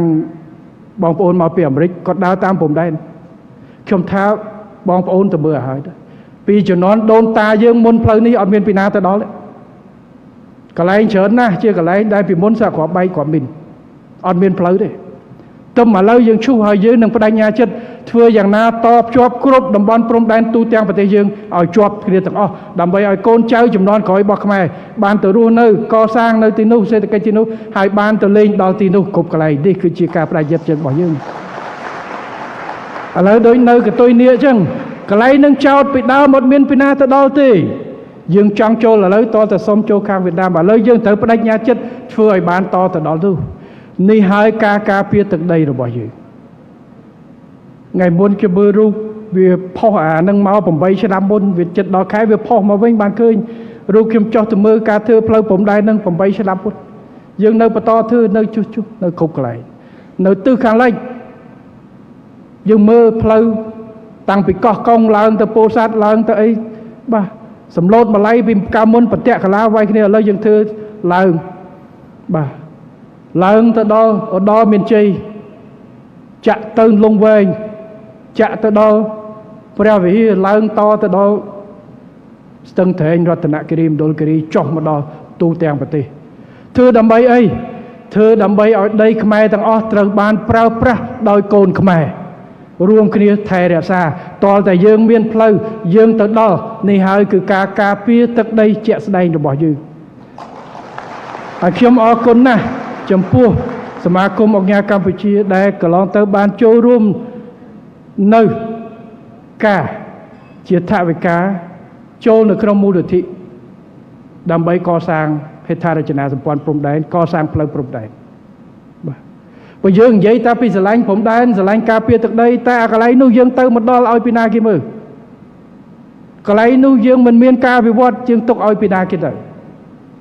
នៅហើយការការពារព្រំដែនគឺមិនមែនកសាងទ័ពកសាងលេនដ្ឋានឲ្យខ្លាំងទេប៉ុន្តែការកសាងអភិវឌ្ឍឲ្យប្រជាពលរដ្ឋរស់នៅតាមព្រំដែនកសាងសេដ្ឋកិច្ចតាមព្រំដែនបើកច្រកសេដ្ឋកិច្ចព្រំដែនច្រកអន្តរជាតិច្រកទ្វេភាគីច្រកតំបន់ឲ្យច្រើនដើម្បីឲ្យប្រជាជនយើងឲ្យធុរកិច្ចយើងទៅរកស៊ីប្រតិកលាជាមួយប្រទេសជិតខាងនៅទីនោះនឹងហើយប្រជាជនគាត់ដឹងហើយបាទតែពេលគាត់ទៅនៅគាត់ដឹងកន្លែងណាដីយើងដីគេហើយមិនខុសពីនៅអឺរ៉ុបឥឡូវបារាំងហើយនឹងស្វីសនឹងអត់មានបកគោលទេជីតាមបន្តិចដល់តែគេនៅនោះគេដឹងដីកន្លែងណាស្វីសចូលកន្លែងណាបារាំងយើងដូចគ្នាហើយនេះហើយគឺជាគោលការណ៍ដែលសម្ដេចតេជោបានធ្វើច្រើនអាណត្តិមកហើយខ្ញុំនៅបន្តធ្វើតទៅទៀតពេលជាមួយគ្នាត្រូវបង្រួមកម្លាំងជាតិថែរក្សាសេដ្ឋកិច្ចថែរក្សាសន្តិភាពដើម្បីយើងពង្រឹងខ្លួនឯងធ្វើយ៉ាងណាដើម្បីឲ្យសេដ្ឋកិច្ចយើងប្រជាជនយើងរឹងមាំម្ចាស់ការខ្លួនឯងបូកជាមួយនឹងលើកកម្ពស់សមត្ថភាពយើងប្រកួតប្រជែងនឹងសហប្រតិបត្តិការជាមួយប្រទេសផ្សេងឲ្យបានច្រើនលើគ្រប់វិស័យរួមទាំងវិស័យឯកជននេះគឺជាការស្រឡាញ់ជាតិស្នេហាជាតិពិតប្រាកដហើយមានតែវិធីនេះទេដែលយើងអាចការពារខ្លួនយើងបានដោយកូនខ្មែរខ្លួនឯងបាននេះហើយគឺជាវិធីសាស្ត្ររបស់យើងបាទហើយបើថាស្រឡាញ់ជាតិកុំនាំគ្នាឆ្លោះតែគ្នាឯងអ្នកនយោបាយថៃមកក្រុមតូចស្រែកចោះដល់ឯងមកឆ្លោះគ្នារវាងរដ្ឋាភិបាលជាមួយអ្នកមិនគ្រប់គ្រងរដ្ឋាភិបាលគេអង្គុយសើចហើយបើយើងចរចាមិននិយាយយូរពេកឲ្យធ្លាក់អីវ៉ាន់បើយើងចរចាក្រុមការងាររបស់យើងឯកសារផ្លូវច្បាប់ផ្លូវសម្បីទៅចរចាជាមួយប្រទេសជិតខាងកិច្ចការងារនេះខ្ញុំសូមឲ្យមានការទុកចិត្តព្រោះពួកគាត់ជាអ្នកទទួលខុសត្រូវជាមួយរដ្ឋាភិបាលព្រោះយើងទាំងអស់គ្នាមិនមានចង់ឲ្យពីណាដែលថាជាអ្នកដែលចរចាធ្វើឲ្យបាត់ដីនោះទេគឺបដិញ្ញាចិត្តណាស់ប៉ុន្តែត្រូវរក្សាទុកចិត្តគ្នាយើងដើម្បីធ្វើការអានឹងដែលខ្ញុំនិយាយថាឥឡូវយើងកាន់បៀ6សន្លឹកអ្នកលេងកតេគេ6សន្លឹកដែរស្រាប់តែគ្នាយើងនេះអត់មាត់អត់ស្ងៀមទេឃើញបៀមកជជែកស្រែកកោកាថាម៉េចអាបៀនឹងត្រូវតែលេងសន្លឹកអាត់សន្លឹកគេដឹងទាំងអស់បាត់លេងមិនឈ្នះគេទីបំផុតខាតទាំងអស់គ្នាខ្ញុំសូមនិយាយចឹកចុះកន្លងទៅការចរចារាប់សិបឆ្នាំគឺយើងធ្វើម៉េចធានានៅភាពម្ចាស់ការរបស់យើងដោយការទទួលខុសត្រូវហើយខ្ញុំសូមឲ្យបងប្អូនប្រជាពលរដ្ឋយើងទាំងអស់ហើយជាពិសេសប្រជាពលរដ្ឋយើងដែលនៅក្រៅប្រទេសពលករនៅកូរ៉េនៅជប៉ុន ខ្ញុំសូមអរគុណបងប្អូនណាស់ដែលយល់ជឿទុកចិត្តទៅលើរដ្ឋាភិបាលព្រោះមានការខិតខំអំពាវនាវបំផុសឲ្យចេញបាតកម្មជាពិសេសប្រមាណអាទិត្យមុននោះចង់បានរាប់ពាន់អ្នកអីនោះតែចេញមកប្របាទរួចបងប្អូនភាគច្រើនគាត់មិននេះសំបីតែពេលជាមួយគ្នានឹងអ្នកទៅមើលតតបាល់ពាក់វីនោះគេរៀបចំមនុស្សរាប់រយអ្នកគេទៅព្រោះគេយល់ថាគ្មានប្រយោជន៍អីដែលខ្មែរត្រូវឆ្លោះគ្នាដើម្បីរឿងដែលយើងទាំងអស់គ្នាគិតថាមានគោលដៅដូចគ្នាការពារជាតិដូចគ្នាទាំងអ្នកដែលស្របជាមួយរដ្ឋាភិបាលទាំងរដ្ឋាភិបាលនិងអ្នកគ្រប់គ្រងគេយល់ថាយើងជាខ្មែរដូចគ្នាការពារជាតិការពារទឹកដីដូចគ្នាមិនត្រូវឆ្លោះគ្នាទេយើងត្រូវរួមគ្នាទេជាពិសេសថែរក្សាស្ថិរភាពសន្តិភាពក្នុងប្រទេសរបស់យើងបើមិនអញ្ចឹងទេយើងនឹងបាត់ហើយបើខ្មែរឥឡូវទៅឆ្លោះគ្នាអត់មានពីណាចដេញទេបាទ1000ឆ្នាំនេះមើលទៅការវាយគ្នាការចូលទន្ទ្រានគ្នានេះភាគច្រើនដោយសារពេលដែលយើងបែកបាក់ផ្ទៃក្នុងបែកបាក់ផ្ទៃក្នុងធនធានយើងក៏មិនអាចអភិវឌ្ឍបានកន្លែងដែលយើងទៅបដួចសំបីតែយើងវាយគ្នាឥឡូវទីហោតំបន់ទិសខាងលិចខាងប៉ៃលិនខាងអីពីមុនយើងគិតថាកន្លែងនោះតំបន់ធនធានពេលវាយគ្នាគឺយើងមានតែដោះដូរអានឹងដើម្បីផ្គត់ផ្គង់អាវុធហើយខ្ញុំទៅប្រទេសអាហ្វ្រិកមួយគេមុនដូចគ្នានៅខ្ញុំចុះមកប្រទេសហ្នឹងសម្បូរពេជ្រសម្បូរអីពេលដែលខ្ញុំទៅនោះគឺថាពី30ឆ្នាំមួយប្រទេសហ្នឹងគេហៅថាជាប្រទេសបែលហ្សិកនៃអាហ្វ្រិកព្រោះប្រទេសហ្នឹងមានដល់ក្រោយមកបែកបាក់ផ្ទៃក្នុងប្រទេសពីរនៅជិតនោះជាអ្នកជួយភាគីសងខាងប្រទេសមួយជួយមកខាងប្រទេសមួយជួយមកខាងដល់វាយទៅអស់មនុស្សអស់ទ្រព្យសម្បត្តិគាត់ដូរអីគាត់មកខាងវាយមកគេឲ្យទ្រព្យតែគេដូរជាមួយត្បូងមកខាងទៀតដូរជាមួយត្បូងរឿងតែប៉ុណ្្នឹងទីបំផុតគឺបែបនេះអញ្ចឹងការថែរក្សាសុខសន្តិភាពនិងស្ថិរភាពនិងកាយភាពជាតិគឺជាកិច្ចការសំខាន់ហើយពាក់ព័ន្ធវិស័យឯកជននេះគឺសំខាន់ណាស់បាទហើយគេមកតប្រទេសនឹងសន្តិភាពហើយប្រទេសមកតគេគិតថាដាក់ទុនរយៈពេលវែងបានបាទកសាងទៅមិនឲ្យឆេះឬមួយក៏ត្រូវវិច្ចប្រវិច្ចរត់ចោលដោយសារភ្លើងសង្គ្រាមអញ្ចឹងគឺការថែរក្សានេះហើយជាពិសេសគឺការថែរក្សានៅការឯកភាពជាតិផ្ទៃក្នុងដែលខ្ញុំសូមលើកអញ្ចឹងខ្ញុំសូមលើកចំណុចប៉ុណ្ណេះចោះព្រោះល្ងាចនេះនឹងមានកម្មវិធីសម្ដែងតេជោលោកមានប្រសាសន៍បន្ថែមហើយខ្ញុំគិតថាកិច្ចប្រជុំរបស់សមាគមក៏បានជាងមួយថ្ងៃហើយបាទអង្គុយស្ដាប់ក៏យូរមកហើយអញ្ចឹងខ្ញុំសូមក៏មិនបន្ថែមទៀតចោះតែចំណុចដែលខ្ញុំលើកតែចំណុចប៉ុណ្ណឹងទន្ទឹមនឹងការអបអរសាទរនឹងការចូលរួមនឹងការរីកចម្រើននៅសេដ្ឋកិច្ចជាតិដែលវិស័យឯកជនដែលជាតួអង្គសំខាន់ក្នុងការចូលរួមយើងក៏ត្រូវរំលឹកហើយរំលឹកទៀតនៅកត្តាដែលសំខាន់ដែលធានាឲ្យវិស័យឯកជននិងការរីកចម្រើននោះទៅបានគឺការថែរក្សាការឯកភាពជាតិនិងសន្តិភាពហើយការទុកចិត្តគ្នាការការពារទឹកដីគឺស្រឡាញ់ដូចគ្នាទាំងអស់គ្នាហើយរាជរដ្ឋាភិបាលបដិញ្ញាចិត្តនៅក្នុងការការពារនៅអធិបតេយ្យភាពបូរណភាពទឹកដីនិងរកវិធីដោះស្រាយទៅតាមគោលការណ៍ច្បាប់គោលការណ៍សន្តិភាពផ្អែកទៅលើច្បាប់អន្តរជាតិនិងបច្ចេកទេសនិងការការពារបម្រុងគ្រប់មធ្យោបាយទាំងអស់ដើម្បីការពារជាតិរបស់យើងអញ្ចឹងខ្ញុំក៏សូមអរគុណសារជាថ្មីជូនដល់អ្នកអង្គការលីយ៉ុងផាត់ក៏ដូចជាថ្នាក់ដឹកនាំរបស់សមាគមអង្គការកម្ពុជាដែលបានផ្ដល់ឱកាសឲ្យខ្ញុំចូលរួមនៅក្នុងថ្ងៃនេះហើយក៏សូមអរគុណសារជាថ្មីចំពោះការចូលរួមចំណែករបស់វិស័យឯកជននិងជូនពរដល់វិស័យឯកជនកម្ពុជាដើរតួនាទីសំខាន់នៅក្នុងជាចលកររបស់សេដ្ឋកិច្ចជាតិនិងជាដៃគូរបស់រាជរដ្ឋាភិបាលនៅក្នុងការជំរុញការវិវត្តសេដ្ឋកិច្ចដោយចីរភាពដើម្បីលើកកម្ពស់ជីវភាពរស់នៅរបស់ប្រទេសជាតិរបស់យើងតទៅទៀតហើយសូមជូនពរប្រសិទ្ធពរជូនលោកអ្នកអង្គការទាំងអស់ឲ្យទទួលបាននិងអស់លោកស្រីឯកឧត្តមលោកជំទាវទាំងអស់ឲ្យទទួលបាននៅពុទ្ធពរនិងពរទាំង5ប្រការគឺអាយុវណ្ណៈសុខៈពលៈនិងបដិពានៈកំបីគ្លៀងគ្លាតឡើយសូមអរគុណ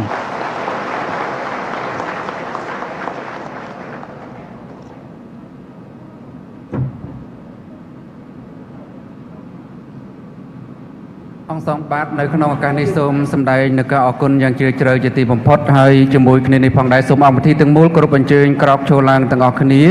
ដើម្បីនឹងអបអរសាទរសម្ដេចនាយករដ្ឋមន្ត្រីនៃព្រះរាជាណាចក្រកម្ពុជានិងផ្ដល់កិត្តិយសបំពាក់នៅគ្រឿងសក្តិយុសជាតិតុបការសូមគ្រប់អញ្ជើញអ្នកអង្គញាលីយូគៀត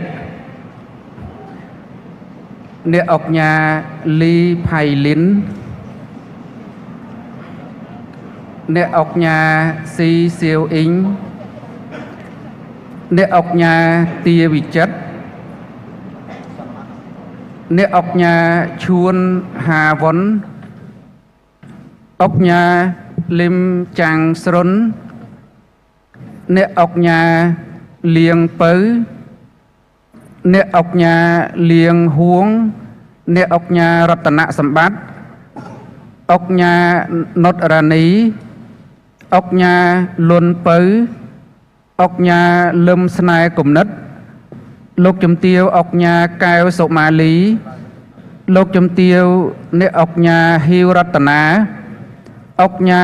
លឹមសែថេងអង្គញាសូសុកប៊ុនលឹម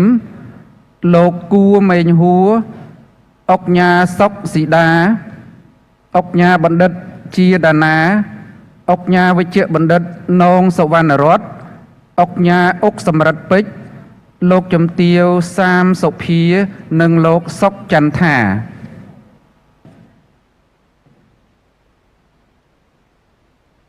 ទូរទស្សនិកជនជាទីគោរព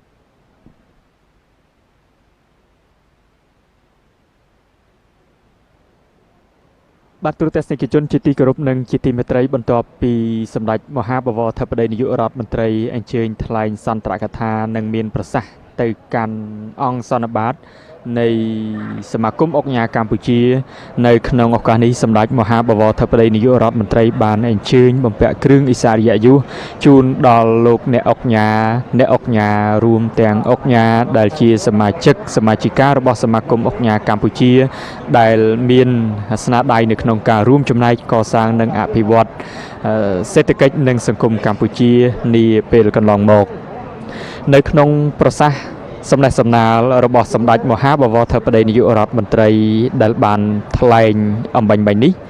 សម្ដេចមហាបវរធិបតីនាយករដ្ឋមន្ត្រីបានថ្លែងនៅការកោតសរសើរនិងវិតម្លៃខ្ពស់ចំពោះសមាគមអង្គការកម្ពុជាដែលបានបំពេញតួនាទីនិងភារកិច្ច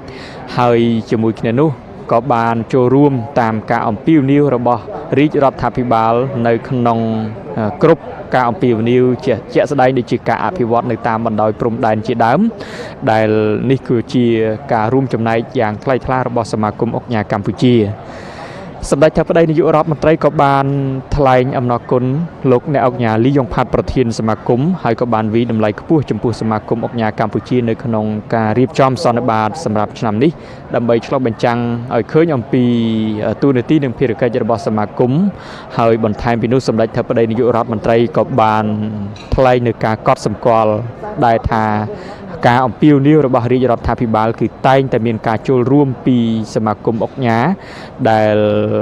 ក្រៅពីនោះក៏មានការចូលរួមជាមួយនឹងកាកបាទក្រហមកម្ពុជានិងសកម្មភាពសង្គមជាច្រើនទៀតតាក់ទងទៅនឹងកិច្ចការងារមនុស្សធម៌សម្ដេចធិបតីនាយករដ្ឋមន្ត្រីបានសម្ដែងនៅការអរគុណចំពោះសកម្មភាពមនុស្សធម៌ដ៏ល្អនេះហើយក៏បានអរគុណដល់លោកអ្នកអង្គការនិងសមាជិករបស់សមាគមអង្គការកម្ពុជាដែលជានិច្ចកាលចូលរួមយ៉ាងសកម្មបំផុតជាមួយនឹងរាជរដ្ឋាភិបាលបន្ថែមពីនោះសម្ដេចធិបតីនាយករដ្ឋមន្ត្រីបានថ្លែងឲ្យដឹងអំពីការរៀបចំឲ្យមានសមាគមអង្គការកម្ពុជានៅឆ្នាំ1995នៅកម្ពុជាឡើងវិញក៏ជាការបង្កើតឡើងដើម្បីបង្កលក្ខណៈដល់សប្បុរសជនមានឱកាសបានចូលរួមអភិវឌ្ឍជាតិសម្ដេចធិបតីនាយករដ្ឋមន្ត្រីបានថ្លែងអំពីការចូលរួមរបស់វិស័យឯកជននៅក្នុងការលើកស្ទួយកិច្ចអភិវឌ្ឍសង្គមជាតិដោយក្នុងនោះសម្ដេចធិបតីនាយករដ្ឋមន្ត្រីបានគូសរំលេចអំពីវិស័យឯកជន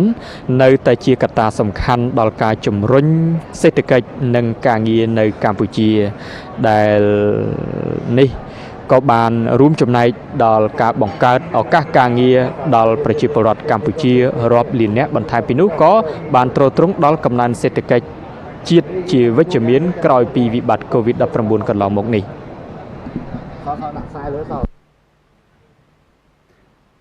គ្រប់ទង់ជាតិនៃព្រះរាជាណាចក្រកម្ពុជាគោរព